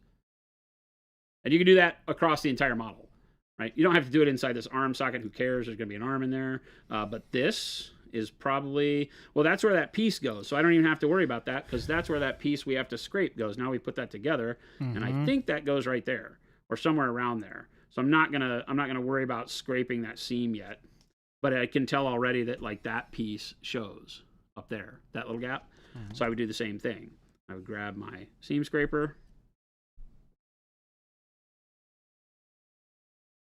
like that, and just scrape it until the shavings fill the gap. And again, you just take a little bit of super glue. Boom. And you can fill every seam, every small joining line, we call them. All those join lines can be filled immediately like that. Without, bug just flies on the model. It literally just flew, the bug just literally flew on the model. It was great. It's like, hey, what's going on, guys? Yeah, I almost thought he was going to get stuck in the glue. Yeah, right? That'd be great. He's like one leg trying to climb. Blam. Now, how to deal with bugs on your model. Yeah. Okay. Okay, that was as if great. it was staged. Could you do that one more time for us, Jason? On the other side, that glue, little glue, adding the glue to the other side. We did it to both sides. You did? Yeah. Can you do it? Can you fill one more gap for me? Can you fill one more gap? Yes. I'm going to go ahead and fill this one, even though I don't think I have to. Yeah. Okay. So we'll show you, because this is a little bigger. Popping closer. See this one? This one's a little bit bigger. Yeah. There's something that covers this, but we'll go ahead and show you. Again, just you don't want to pull straight along it. You want to get yourself a little bit of an angle. I need this angled side to do this, right? Right? And then you'll scrape it. Still not pressing very hard, right? Go back the other way. Make sure that my angle is getting enough of the shavings in there.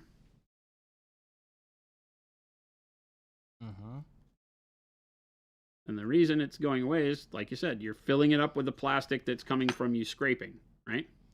So there you go. Now it's filled. And then we take a little bit of super glue and just Make sure you have enough that goes along that entire area. Then I just wipe my finger and I go like that. Boom. And the super glue will lock the shavings in there, and now that line's filled. That easy. You don't get any ridges because you've shaved it flat already. So you've already scraped the seam, you filled the seam with plastic, and glued the plastic into the seam. Right? And then at the end of it, if you wind up where you need to, maybe you want to shape it again, you can scrape that just like you would anything, right? So if it's on an arm and you need to bring back the roundness of the arm, you can take the back of the knife or the seam scraper and scrape it a little bit more to get it back in shape, because that super glue, once it's dry on there, scrapes just like plastic. So it makes it super easy to fill and shape and do everything you need to, as long as the gap isn't huge. You can't do this on an 1/8 of an inch, buck tooth gap. You just can't, right? Because you're not going to be able to scrape enough plastic, and the plastic shavings are so small that if they're in a big area, they just fall through. You're not going to be able to do that. So that's where you need a gap filling putty. And like I said, I use epoxy sculpt or an epoxy sculpt like Green Stuff or whatever. I tend to use the white plumber's epoxy putty.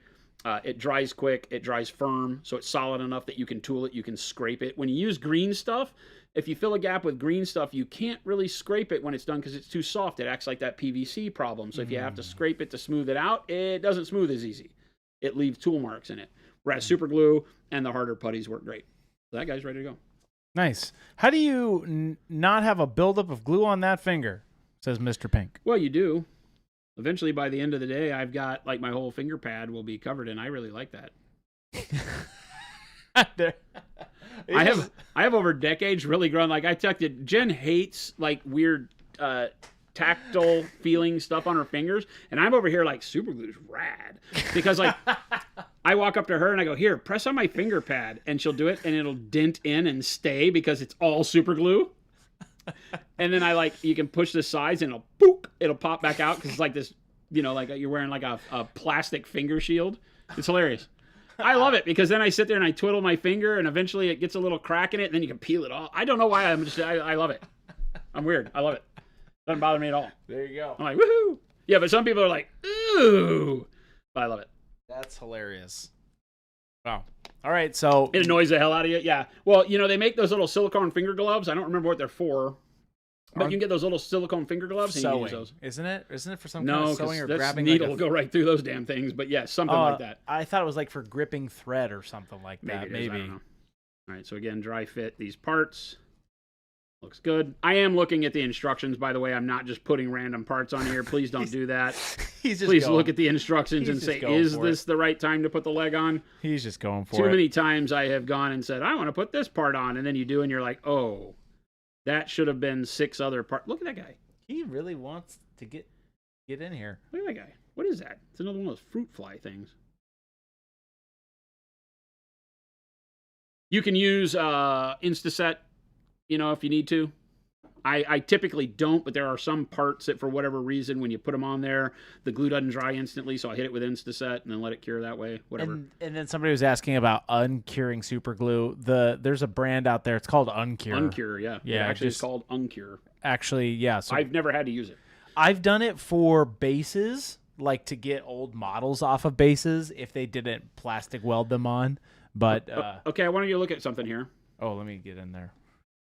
I'm seeing this seam where it went together. Yeah. Right? And normally I wouldn't think about that because it's on a bottom edge and I would think that something would cover it. But this is why dry fitting is important, because you notice when you put the leg onto there, see, you can still see it.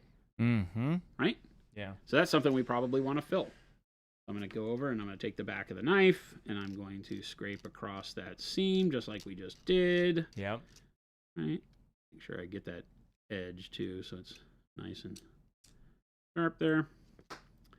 And then same thing with the super glue.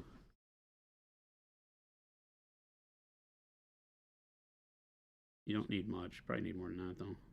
Like that. Right? A little bit on there and then droop. And now we filled that. So again, another real good reason to make sure that you check on all this. He's got a belly thing that hangs down, so I'm not worried about the seam on the crotch really for these models since they're just Army models. Oh, okay. But he has a loincloth thing that'll block all that out. So then I'll do the glue in there. Boop. Super glue cures under pressure. So the thing with super glue, if you do it like this, you just need to give it, a good 10 count or 5 count. where you apply some good pressure, press the pieces together. Huh. The super glue doesn't cure if it's not under pressure. That's the whole thing. Any particular coyotes coming in? Any particular reason you use CA glue over plastic it does all cement? these things that I'm showing. It does all these things I'm showing you, and I never have to swap. It fills gaps. We were talking about that earlier. Works perfect on plastic, metal, wood, anything I'm doing. So if it's the only glue that's on my desk, I can do anything. Yeah. I have white glue, PVA glue. We keep PVA glue for like gluing terrain stuff occasionally, but CA glue does everything. So it's the only glue I ever need. That's really the reason. Then it's the lowing cloth thing. Again, we dry fit that, and like I said, that covers everything on the seam in the crotch, so that's why I don't care about the crotch seam. Also, super glue allows me to go back and replace Sanguinius' shoulder pad should I need to. Not that that would ever happen. That's actually a good point. Whereas plastic glue never allows you to go back and fix anything without really, really breaking it first. Yeah. And I just learned that the hard way. I do a lot of repositioning, and so I can put... So I'm a welder, too. It's hard to say I'm a welder because I haven't welded in a long time. But I've grown up welding. And when welding, you tack parts together, and super glue allows me to tack parts together. Like a little drop of super glue will hold this whole model together if I need to just stage it, and then I can pop pieces off without breaking them. Whereas even resin parts. Whereas plastic glue, you're done. It welds that together. I might be able to, if I just use a little dip of plastic glue, I might be able to do it, but now it's deformed both of the sides where it goes together, whereas super glue doesn't. So it's just a better overall alternative for me. But we talked about it a little bit earlier. It's really subjective. What do you like? What do you not like? You know, I showed how we can fill the gaps on the shoulders, and it's just a very flexible thing, right? I no longer have any join seams there. So it just works really well for me. Plus, when you go to prime it, you're not going to see any of that either at this point. Yeah. Okay, now we have these knee things, and these are always a pain for me because the one thing that Conquest does that's a little odd is they'll give you two pieces that are identical, and they don't really do anything except kind of fit randomly on the model. Maybe these are a little... No, I feel like these are exactly the same. Let's look. This is the part where cutting all the part... Oh, no, those are different. All right, cool. So this one goes here. Yep. All right. I lied. Forgive me, Parabellum. You did a great job. This is where cutting all the pieces off first is not your friend. Why is that? Just because... Well, you just have to dry fit it because these look identical, but they have a little bit of a different keying for how they attach to the model. Oh, okay. Right? So knowing the number of the piece when looking at the instructions would be good right there because you could pick the right one. But because I cut all the pieces off, I'm like, these look the same. And they're not. Yeah. Not exactly the same. So, Jason, a common question we get is, how do you keep your glue from not drying up or like super gluing its cap together? Great. Yeah. We have a short video. Didn't we ever post that video? No. You did one a long time ago. Like you one on the YouTube channel. You have a video from like 5 years ago that you did. Oh, really? The fluid dynamics thing. That's not 5 years ago, is it? I think so. It's a thing called fluid dynamics. We talk about it with regard, I mean, you know, it's physics. It's science. So, fluid in a container, right? Especially high viscosity fluid, and we're talking about viscosity higher than water, right? What happens, and this happens with our paint too, so we get a lot of questions because our bottles seal. If you're not careful, when you twist open the top, you might get a little bubble of paint that comes up. Why does that happen? Well, it happens because this bottle, as it seals, and these don't actually seal, but this, because it's such high viscosity fluid in the glue, what happens is that as you turn it over and you put glue out, any of the liquid that comes out is replaced with a little bit of air, right? There's volume in this bottle that will always be the same. You have to have a mixture of air and fluid in a bottle, otherwise it creates it collapses in on itself, right? If you didn't have a way for air to get back in, it creates a vapor lock, right? To where nothing can happen. You can't squeeze it anymore. It can't come out. The fluid can't come out, go in, right? So you're always having to balance out the amount of air and fluid in a bottle in order for it to work. So that fluid comes out, air goes in, and then when you turn it back up, usually the excess air goes out as the fluid rushes back down into the bottle. And it should be air and fluid. So fluid settles at the bottom and air settles on top. The problem with that works for soda and drinks we drink and stuff like that. As soon as you get into stuff like ketchup, mustard, high viscosity fluids, glue, right? The glue doesn't go back into the bottle as fast as the air wants to go out. And so what happens is that we turn the bottle back upside down. The glue that we put out is now still trickling down, but there's air underneath it that wants to get out, so it stops it, so it gates it. So now this glue can't go down all the way into the bottle because there's air underneath it that won't move. There's no place for it to go. And so you put the cap on, everything seems fine, but overnight that air continually tries to push up and the glue continually tries to go around the edges, and eventually the air forces its way out, and overnight a little bit of glue pops out, and that's why you get this deformed top where the glue kind of seeps out the edge, and it can glue the cap together and all that kind of crap, which is bad. So whenever I'm done, right, and you can already see, like this one, because of what's happening here, is that we've already got glue that's kind of closing the lid, right? Zoom in close. Yeah, it might be hard to see. We can probably see it, right? Because you can see right now that you can't see down into the bottle, really, Yeah, right? You can see a that's little true. bit there, right? But if I press, what I normally do is that once the bottle is left upright, I squeeze it, right? So that I make sure that I've forced out all the air and sucked back all of the juice. And then I take my knife, right? And I just clear out the nozzle tip there, right? And depending on how long I've been using it and how old the bottle is, sometimes that's easier or not as easy to do, right? But now we get the hole that you can see there that's good, right? And just pick out whatever else, so that you're not constantly cutting it down, right? Because the big problem is when you constantly cut your bottle lid down, eventually it gets so big that it's not usable, right? So there, now it's clear. Now you can see that I have my aperture open again, right? Boom, right? And you just squeeze like that. And by doing that, then now it'll be fine. It won't seal itself up. If you don't use it for a long time and for some reason you come in and glue doesn't come out or whatever, I found the easiest way is to take this lid off. Usually it's really hard to get a pair of pliers or whatever and top that off. Take this lid off. I have an old needle file or an old airbrush needle, and I stick it up from inside and poke out the hard stuff. You don't want to poke this way because you don't want to knock the hard plug down further in the bottle, because then when you do this, you're going to move the plug back in there and then it gets sealed up again. So go from inside out, pull this top off, poke it out, you're fine. That's it. So always, when I'm done, I leave it like this. And if you can get into the habit every time you put glue on the model, turn it upside down and then give it a little squeeze, you might get a bubble that comes up top, wipe it off, and then you'll keep the whole thing cleaner.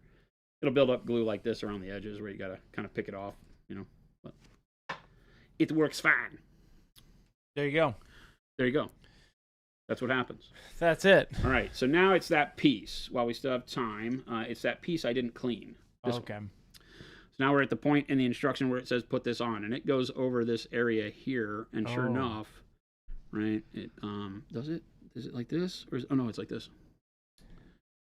Right. Aha! See, those straps. If you can zoom in, those straps connect to the straps on the other side of the body, right? So that's a bummer because it has a seam on a very thin strap. That's always a pain in the ass to clean. Excuse my French. And then around here on the front, you can see the one that has the sprue connector is right up here. Yeah. Right? And we need to kind of clean that, and we don't have the ability to shave away much plastic or we widen that gap, right? Yeah. That's why I didn't clean this, because that was my worry, is that was going to butt up against something important, and I need to make sure I can clean that thing. So whenever there's a sprue attachment on what seems like a delicate part, you need to kind of play with it, because what I'm going to do is come in here. If you can pop in really close, see if I can keep in frame here. There it is. Right, you can see the white area. I call it white, the light gray in there where the sprue connected. I'm going to use my blade and I'm going to get in there and kind of cut that out without cutting this end, right? Because I can't take any plastic away from this end or it won't form up with the rest of the model. So I want to just kind of get the blade in there.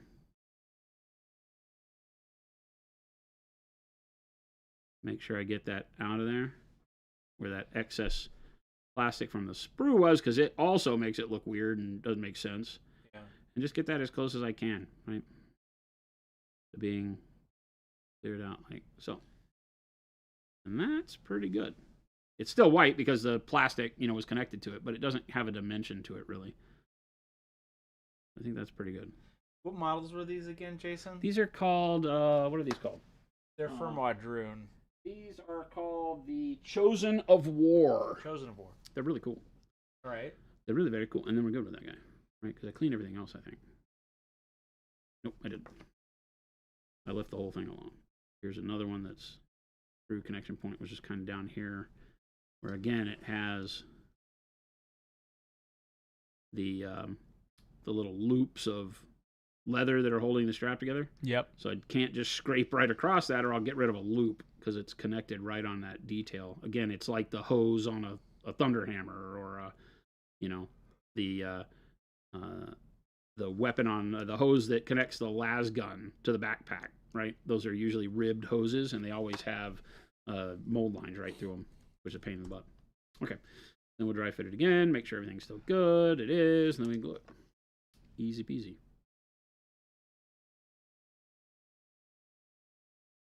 Make sure I get a little bit of glue on those spots where it touches the other straps.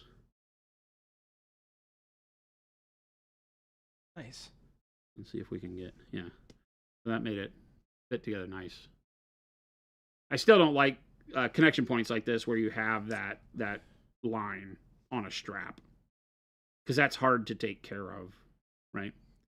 A little bit of putty will make it work. Or again, these are tough because I don't know if you can tell. These are extra frustrating because they are leather straps that they have a ridge along each edge, and then they're low in the middle. So you can't just scrape it to do my fill thing, because you'll scrape the edge away, right? It has two high edges.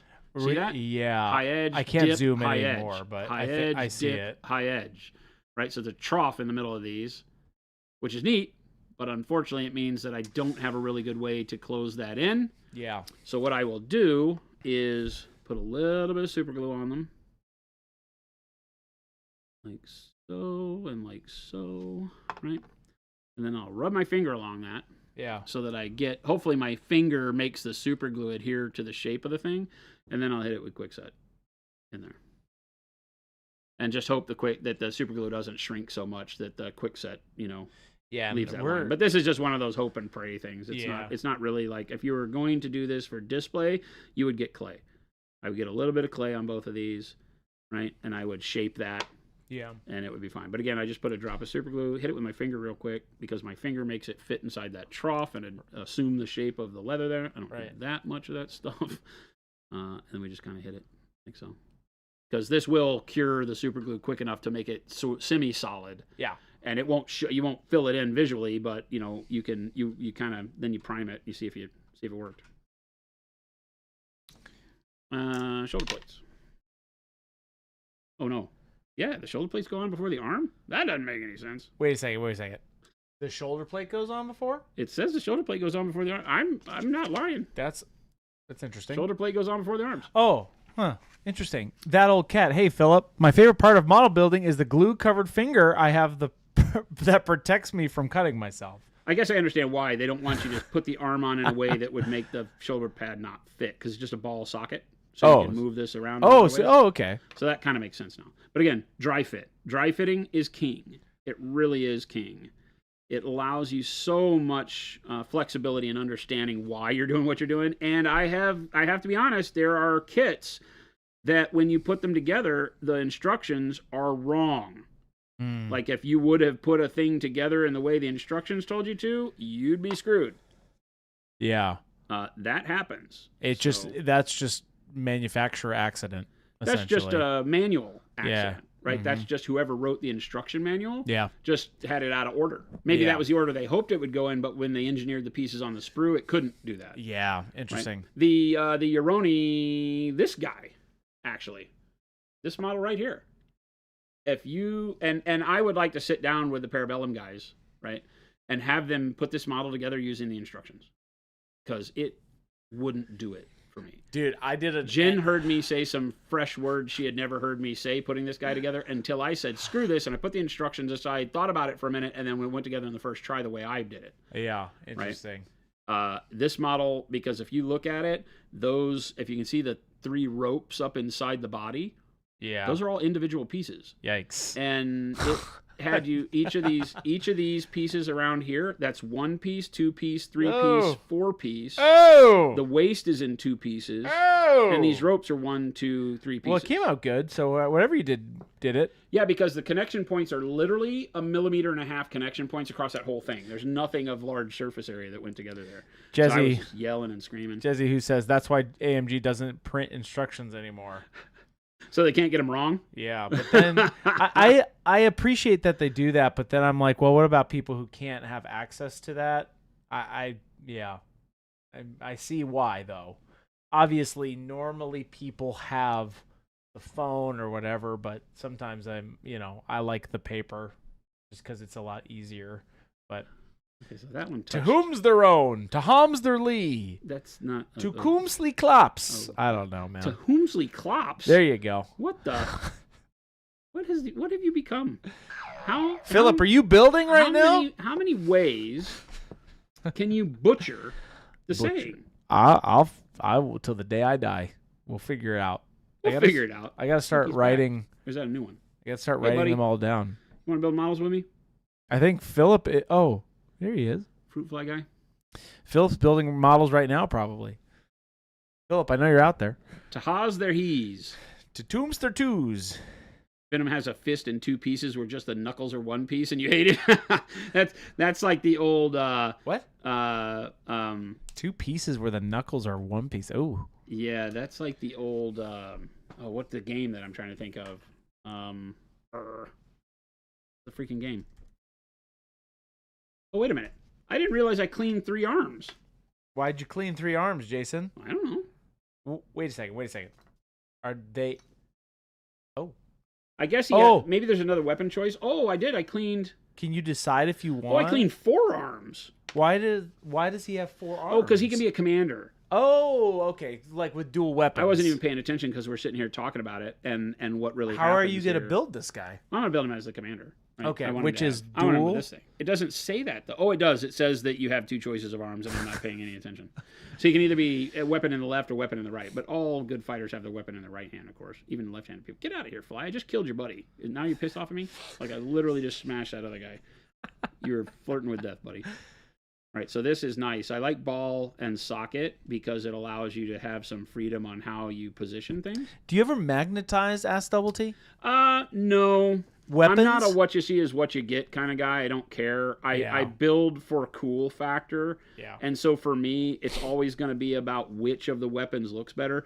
It's not always the best for the game, obviously. Right? Well, or you just don't know, I guess. But you. This is a good thing. I'm going to interrupt you real quick. This is a good thing before this glue dries, because somebody was asking if you build in sub-assemblies. So when you have something like a ball and socket, I do want to make sure I give myself enough space between the arm and the body to get my paintbrush into, because this ball and socket would allow me to put the arm a lot closer. But notice how I kept it out so that I can get in here and paint stuff. Yeah. Right? Because if I don't want to make it out so far that it looks dumb, but I could have brought it in to where it was really cool. I like that idea of the hammer being in real close to the body, but then I would have had all this detail that I almost couldn't get a paintbrush on. So good way to look at that, right? Flexibility of posing. You still need to be looking at the pose in terms of what makes it easy to paint. Yeah. Right? And then this arm. I could give him 2 weapons, huh? Can you? Yeah. And then, because this I is can do whatever I want. Wait a second. But did this is a single sprue? Yeah. Okay, perfect. Yeah. I should give him 2 weapons. Yeah. Give him, because he's the commander. Heck yeah. Why not? My model. He's your rules be damned. Those guardians that I built, those wood guys, they came with some extra faces. Yeah. So that, again, Parabellum does a great job because they only ever give you they give you 4 different models in the 12-man units. Yeah. There's 4 different poses. And then extra main body poses, right? So there's just 4 models. Yeah. And then you duplicate them every stand. So you have 4, 4, and 4 for 12 is how all the regiments go together. These brute units have 3, so they only have, but they're all 3 individual poses. Yeah. But in order to make it to where you can have multiple regiments of those models and not make them look so stale, they'll give you head swaps, sometimes weapon swaps, but generally that makes it a different unit. but the head swaps and the arms sometimes will allow you to take the same body and pose it a little different. They're those Guardian faces. They had some really cool Yeah. alternatives. So. I think they have 6 faces, so you can build 2 regiments of those, and they don't all look the same. I mean, Yeah. they do because they're big models and they're in the same pose as the other ones, but yeah, still you could change them up. It makes it fun. It makes it seem better, right? Gives it a little variety for your money. Yeah, which is good. Yeah, right? It's like I said, that is engineering for both creativity for the customer and profit for the business. Yeah, which I am a big fan of. Right, you gotta look at both sides. All right, so let's see if we can get this up in here. So you got 2 weapons on this guy now. Yeah, now he's a real commander because get out of my way. Right. Oh, nice. Yeah. Dual wielding. Bilal says, "Man, I've been building my polishing for the last 3 weeks. Just done. It's always satisfying once you get your army built and then primed. At least you don't even have to get paint on it, but like once you're primed, that's good. Once you get it primed, I feel like you're 50% done. That's really not really, but getting That's them built really and primed is a lot of work, especially if you have a lot of models. Who has a lot of models? You do. What? The definition of a lot of models is this building. No way. Yes. You have We have a few. 10 by 12 room filled with models. We have a few. A few. I think a few. Yeah. Putting heads on when they're ball sockets there's not a lot of ability here, but I want him to kind of look off to his right. I can't really do it because the way the helmet is flared, it won't give me a lot of ability to move it, but I'll twist it a little bit to where it's angled just a hair. Try to give your models a little bit of personality if it allows you the posing. One of the things, it's funny, Jen has seen me do this, probably everybody that's watching me build a model has seen me do this. There's a lot of times where I will, like when I was putting that arm on right there, in my head I'm thinking, okay, well, what if you did that pose? So sometimes you take it a step back and you make the pose the model's in and see what feels natural for your body to do, and that'll tell you. Because remember, as you walk, your arm travel is opposite your leg travel. If your leg's forward, your arm should be back when you're in natural motion. And so you got to think about a lot of people when they put things in motion, like especially dreadnoughts, I see this all the time. They'll have the right leg forward and the right arm forward. Rah! Yeah, and that makes a real off-balance pose. Yeah. So if you've balanced everything, it looks real unnatural. So it can look good if you're like grabbing something and lunging, but if it's just like I'm walking, but the arm's going with the leg, that's not how you walk. Try to walk down your hall, making your arm go forward as your leg goes forward, and you're completely off balance. It's not a pimp strut. It's going to look really funny as you slam into walls and stuff. So, but it sounds funny, but make the pose.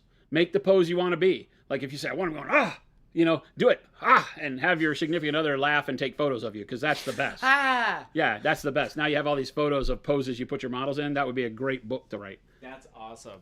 That's the first book you should write. It's just, we'll get some pictures of you. And posing for your models. 100 poses for your models.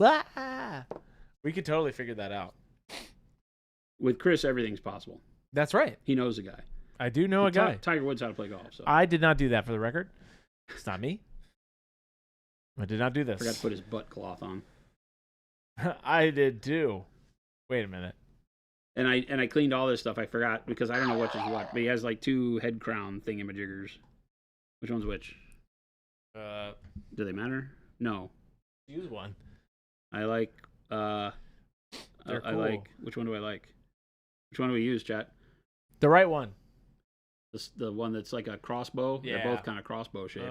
I would do the one. Yeah. This there one? you go. These one. Cool. You're into that kind of thing. Yeah, there you go. He's pretty brutish. Has bones tied to it. This one doesn't have bones tied to it. At least he's the one that has bones tied to it. Let's give him some flair. A little flair. Nothing wrong with that. Give him a little flair. There you go. Shoinks. Schlanky. And again, anytime I get glue poking out, I will wipe it away because it will. It can craze the plastic if there's too much, right? Turning it white and also create bumps as it dries. So try to wipe it away. That's just an excuse because you like it on your finger.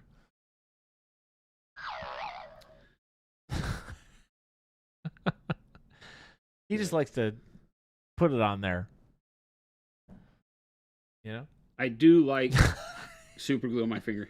I don't know why. It sounds weird when you say it out loud. I don't know that I had an intention of admitting that out loud today, but so go the days. Confession day. To hums their wee, as Chris Ah, would say. yes. To hums their wee. Good. Yes. Don't kink shame Chris, says Mo. Yikes. You know what? To whom's their twos? What I say? There it is, Jason. You got a model built. Wow. Perfect time. Look at that. Wow. You like it sometimes, and other times it drives you nuts. Wow. You did it too? You built a model? Bilal? I did too. You Are might you brothers in arms today? Is that what happened? Lyle said you were saying you did that a lot. I'm building some core models right now. Some models have both arms holding a gun, and the arms don't always line up with each other. Any recommendations? Hang on. This one, the foot does not hit the ground correctly, so I'm gonna squeeze a lot of super glue so that it kind of runs in there. I've noticed that. Yeah, I've actually been sanding some of the Conquest ones don't stand flat. Nothing wrong with that. It's actually really good for when you put the terrain on the base. Well, also, but notice how I put some super glue in there and let it run. Can you zoom in close? Yeah. I put some super glue in there, and I don't know if you're really going to be safe, but I let it run to where gravity is pulling it underneath the foot. Let it make contact. Don't press the base up against it to make it flat, because now your base won't sit flat. You're warping your base. Sit there and then use the Insecure to fill that gap. It'll be great when you put the terrain on it, because now you have a slot to push the terrain material into. The back foot is fine. So, right, good. There you go. Built model. Ta-da. And I know that we just spent a 2-hour stream building one model. But had you known and been confident in what we're doing here, then you would have built this entire squad and already had it done and be priming it. Right? Because once you get used to pulling the pieces, scraping them all, now we don't have the problem that I showed you with that other big model. I don't have any sprue locations showing that are physical. Like, you can see the little dot for the sprue location there because the discoloration of the plastic, but you can't feel it. So when you paint on it, never a texture there. Yeah, and then when you go to prime this, I mean, you're not going to see any of those. None of this. None of the tooling marks, nothing, because we did it all nice and smooth, right? We filled all the gaps we needed to, so there's no gaps anywhere that we can see, right?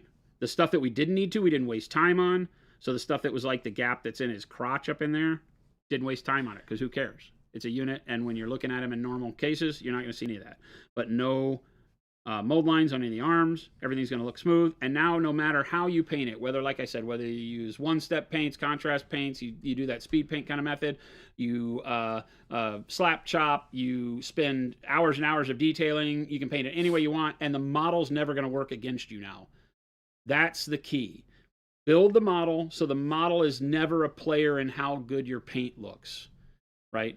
So it never has a negative effect on the effort that you put into painting. That's the key. A little bit of extra effort goes a long way. It makes it a lot happier for people when you give them the model or sell them the model and things like that. The last thing I wanted to talk about before we leave is the flash issue with resin. Resin models, right? Yeah.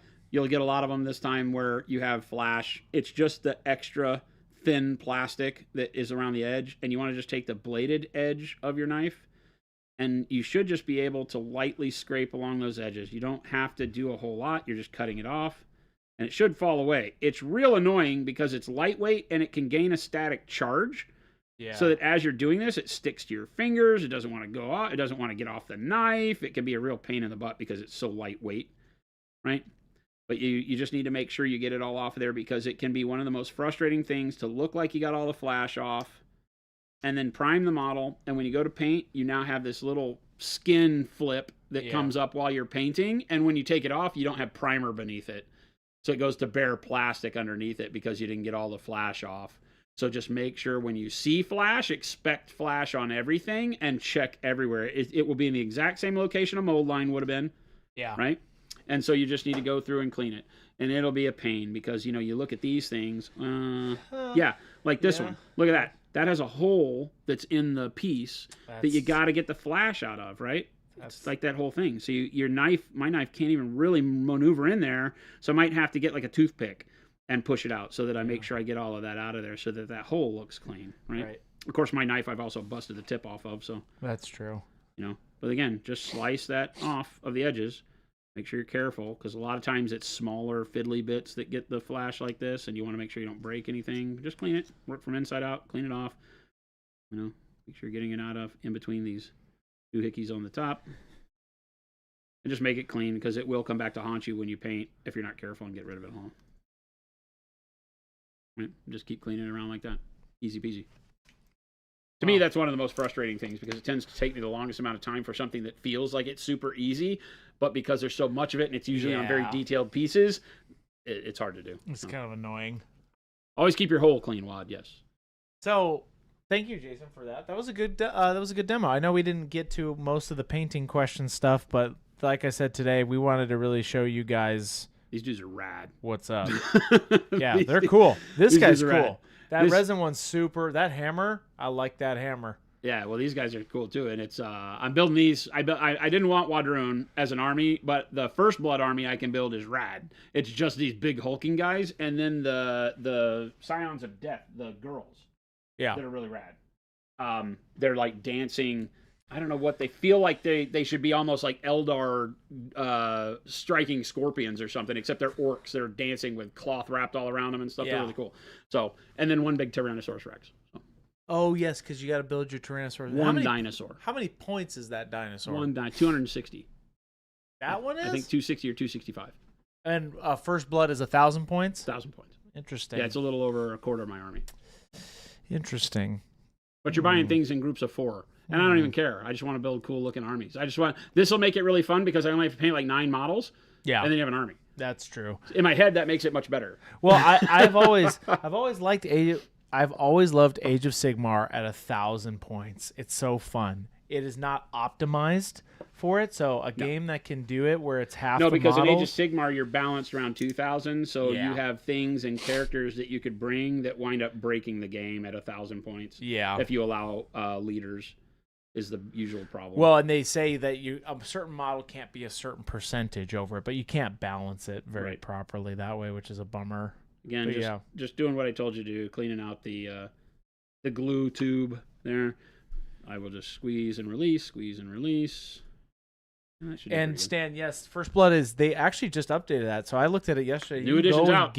Really stoked with it. Just go download the rules right now. You can go do that. Yeah. The rules are free. The army builder's free. I have no skin in this game. I just love the models. As you can see, this entire year, I've been super stoked to be painting Conquest. Plus, Parabellum, shout out to them. They gave us some Conquest models, obviously, for the giveaway, and they also gave some for Holy cow, Adepticon. they sent us like 100 models for the MAA at Adepticon. Yeah, so Chris and the team speed built all those models, got them primed. Actually, correction, it was Philip and Gabe. I will not take... Oh, okay. They built them. I primed them in Zenithal. Well, as a team, you guys did some That's good work. true. We did. Got some cool models built. So. That's very true. I only say that because they were going through the hell. Just because we took a couple minutes and fixed it at the end, and now you won't have a problem with your glue cap. Yeah, but yes, thank you guys, Parabellum, for that. We really appreciate it. There you go. 3 tools and some glue. Boom. Build great models. Clean them. You'll be so much happier. If you're one of those people that's out there going, I won't waste the time to do this. Yeah. I trust me, it is worth it. As an impatient kid building models, this was the hardest lesson I learned, and it took an old guy like me talking to you, but he was talking to me at a hobby shop saying, kid, you'll be doing a lot better with your painting if you clean your models better. Yeah. And that's why I went to a class. That's what ultimately led me to go to a class at Crown Hobbying and Toys in Dallas, where I got to meet Shepard Payne. Oh. And it changed my entire life of modeling. And it was in that session where he was teaching how to clean, and he was talking about resin bits and things like that, and that just changed it. And ever since, it makes model building a little bit more tedious, not going to lie. But at the end, you're so much happier painting that model. Yeah. It's unbelievable when I'm not having to work around the nonsense of a sprue connector or flash or a mold line. You hear that kind of crap. You hear that out there, Philip? You better be building. You better be watching this. I think Philip is actually watching right now. Oh, really? Yeah, he made a comment earlier about the glue protecting his fingers. A little gunner of glue right there. Yeah. Protecting his fingers. I like it. Tonight I'll be sitting there at my computer desk going, What, so to good. whom's their own, man. Like serial killer style. Like, Hey, you know what? Do what you want out there, world. Look at that. Absolutely makes sense. Thank you, gentlemen. Enjoy the weekend. You enjoy the weekend, dang it. Well, now we'll have to. I think a lot of you, hopefully, this has inspired to get you building. Because once you're built, I mean, then you prime it, and it feels good. Yeah, I have to build a lot of models this weekend. I have to build all the rest of my Star Wars Legion and get those painted up for Tuesday or Wednesday when I leave. That's true. So I'm on the gas to finish this Legion army. You do not have that many left, though, which is good. No, 2 squads. You have your and a commander. 2 squads and a character. Those commander kits are actually pretty cool. They've got some fun bits. I looked at it and I was going to use it for today's build. Shout out to Dallas. I was going to build a Star Wars one, but unfortunately it was too small and fiddly to really get the point across on the gap filling. And I also need to look at my list and figure out what weapons to give him. I didn't realize how many choices there were on that guy. There's like a whole sprue of nothing but different arms. It is. It's actually... I was like, I don't know what any of this is. They're actually really cool. Those custom commander ones, they give you options. That's a rad kit. It's a rad kit because it gives you ones? so many bits. Now I know how he builds such cool custom Star Wars models because he has all the bits left over from that kit. Yeah. Because it's tons of really cool stuff. Even the droid one that I had Jordan do that one. He has one with like 3 legs. Yeah. They did a great job. Super cool. Built your first full diorama, Artsy? Nice. Yeah, nice to have a building tutorial available for kids. Hopefully this helped a lot because I think we covered the bulk of it. We didn't use any filling clay or things like that because, you know, these models are great. They don't have a lot of gaps. But I think that the trick I showed you with the super glue and the scraping has been the way that I have filled gaps for decades. And it works 90% of the time. It's only when I'm dealing with like weird resin models that have... One of the keys with resin is that when it cures, it shrinks. Yeah. And so if it's not engineered properly, when you go to fit it together, it has gaps built in. It would have fit great in a master, but when you get the model in your hand, it shrunk in the mold, and then when you put it together, it has bigger gaps. So filling those bigger gaps can be a pain, and it requires a little bit of a sculpting knowledge. So that's something that we should do someday is bring some epoxy putty and show you what I do to actually fill and recreate detail. Because, you know, if you're going across a polar bear's shoulder, you got the polar bear warrior and it has a big gap in the resin and you put clay in there. Well, the clay fills the gap, but it doesn't make the polar bear fur again. And so sometimes you have to also know how to sculpt. You know, the belts that we had to do on here, you have to put a little clay in there and then you have to be able to shape the clay to match the belt if you really want to do it. Otherwise, why are you filling the gap? Because if you just make a ball of clay that goes in there and doesn't then recreate the texture on either side of it, you might as well have just left the gap because visually they're the same problem. That's a good point. Right. So a lot of times we try to fix problems but don't have the proper fix, and the fix looks worse than the problem did initially, and so it's not even worth doing. So a lot of times you'll be looking at it like saying, oh, you know, on this texture, that mold line goes through there, it's not worth scraping the mold line because the loss of texture is more important to have, and you can kind of paint around it and give contrast to it to make the mold line disappear, as opposed to scraping it and losing the texture. So it's always kind of a thing where you're hunting around and making sure that what you're doing is a good decision when you're building, especially with tiny details. The smaller the model gets, the more important it is to have those discussions because you might scrape off a piece of detail that was very important. Like you can imagine putting a Wookiee together and it's a front and back Wookiee, and then you scrape the mold line or the seam where it went together, and now it's flat fur. Oh, that's a good point. Right? Yeah. Because you have a flat spot where you scraped it, so you have to be very careful and say, is it worth it?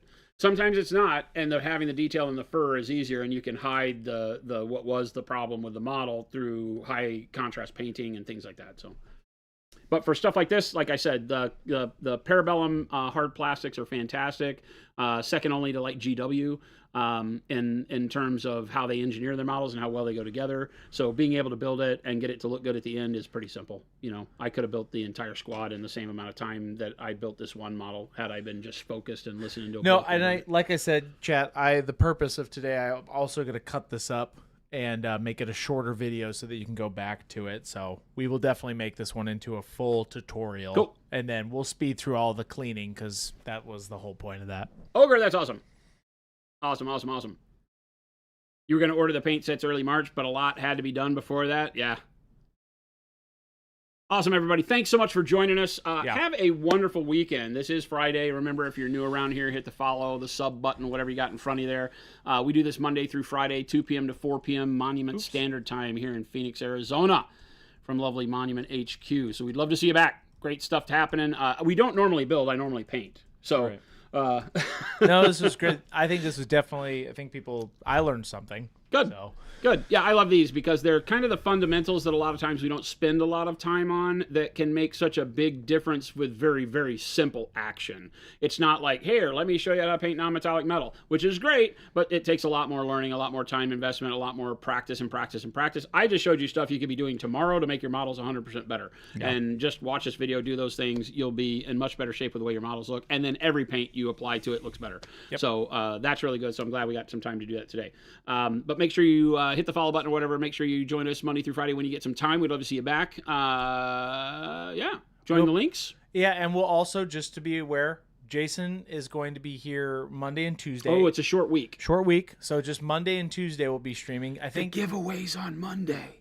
Yeah. So guess I would be here on Monday. It's the year of the giveaway, which means every week we give something cool away, and we're telling you ahead of time when it is. Now, to be fair, we've done it once where I did a back-to-back and then we made you wait, so we don't like to typically going forward do Mondays, but we also like to switch it up on you. We're kind of trapped this week because otherwise we don't do a giveaway. Yeah. So guess what? But we've committed to that. Monday. So, and another look at winning. You know what I said is that the week of Adepticon I'd give away 3. We could do that. So 3 winners on Monday. We could. All of whom get 1-step sets. Wow. So if you can't go to Adepticon, Monday's that's your gig. We're bringing Mondays back. We're bringing Mondays back. So, but yeah, and the next week is Adepticon. So if you're coming to Adepticon, we've got a huge booth 400. It's one of the first booths right as you walk in the main doors into the vendor hall. I think it's all D&E. Yeah. So it's going to be a ton of fun to see everybody there. You will see us. Oh, you can't miss it. We've got, I think, the 4th largest booth in the hall. Yeah, we're right in front of the booth this year. I think whatever that. Put everybody to shame. It's gonna be a lot of fun. So looking forward to spending time with everybody. It's gonna be a great social event. I'm super stoked. I'm super anxious. I want everybody to enjoy 1-step. It's the first time we're putting 1-step in everybody's hands. Yeah. So I'm going in kind of like this, like, please tell me the baby's cute. So we'll see how it goes. But I'm really excited. I know the whole team here is stoked. We've got a group of 26?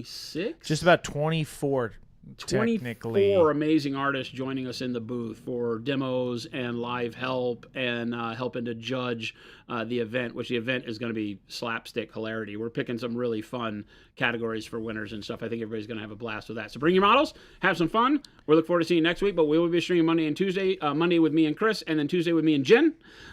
So we got a couple times, and then we'll be gone for the rest of the week at Adepticon. So make sure to go to monumenthobbies.com, monumenthobbies.eu, pick up some paint, some brushes. Brushes are in stock on the US. That's a rarity. Make sure if you need some of our Pro Series brushes, you get on there now. Yeah. Buy some Pro Acryl paint, have some fun, buy some tools, build some models, do the thing, and stick around because Chris is going to take you someplace to watch some more hobby goodness as you go off on a Friday night. Enjoy. Don't do anything we wouldn't do. We love your faces. We'll see you back here Monday.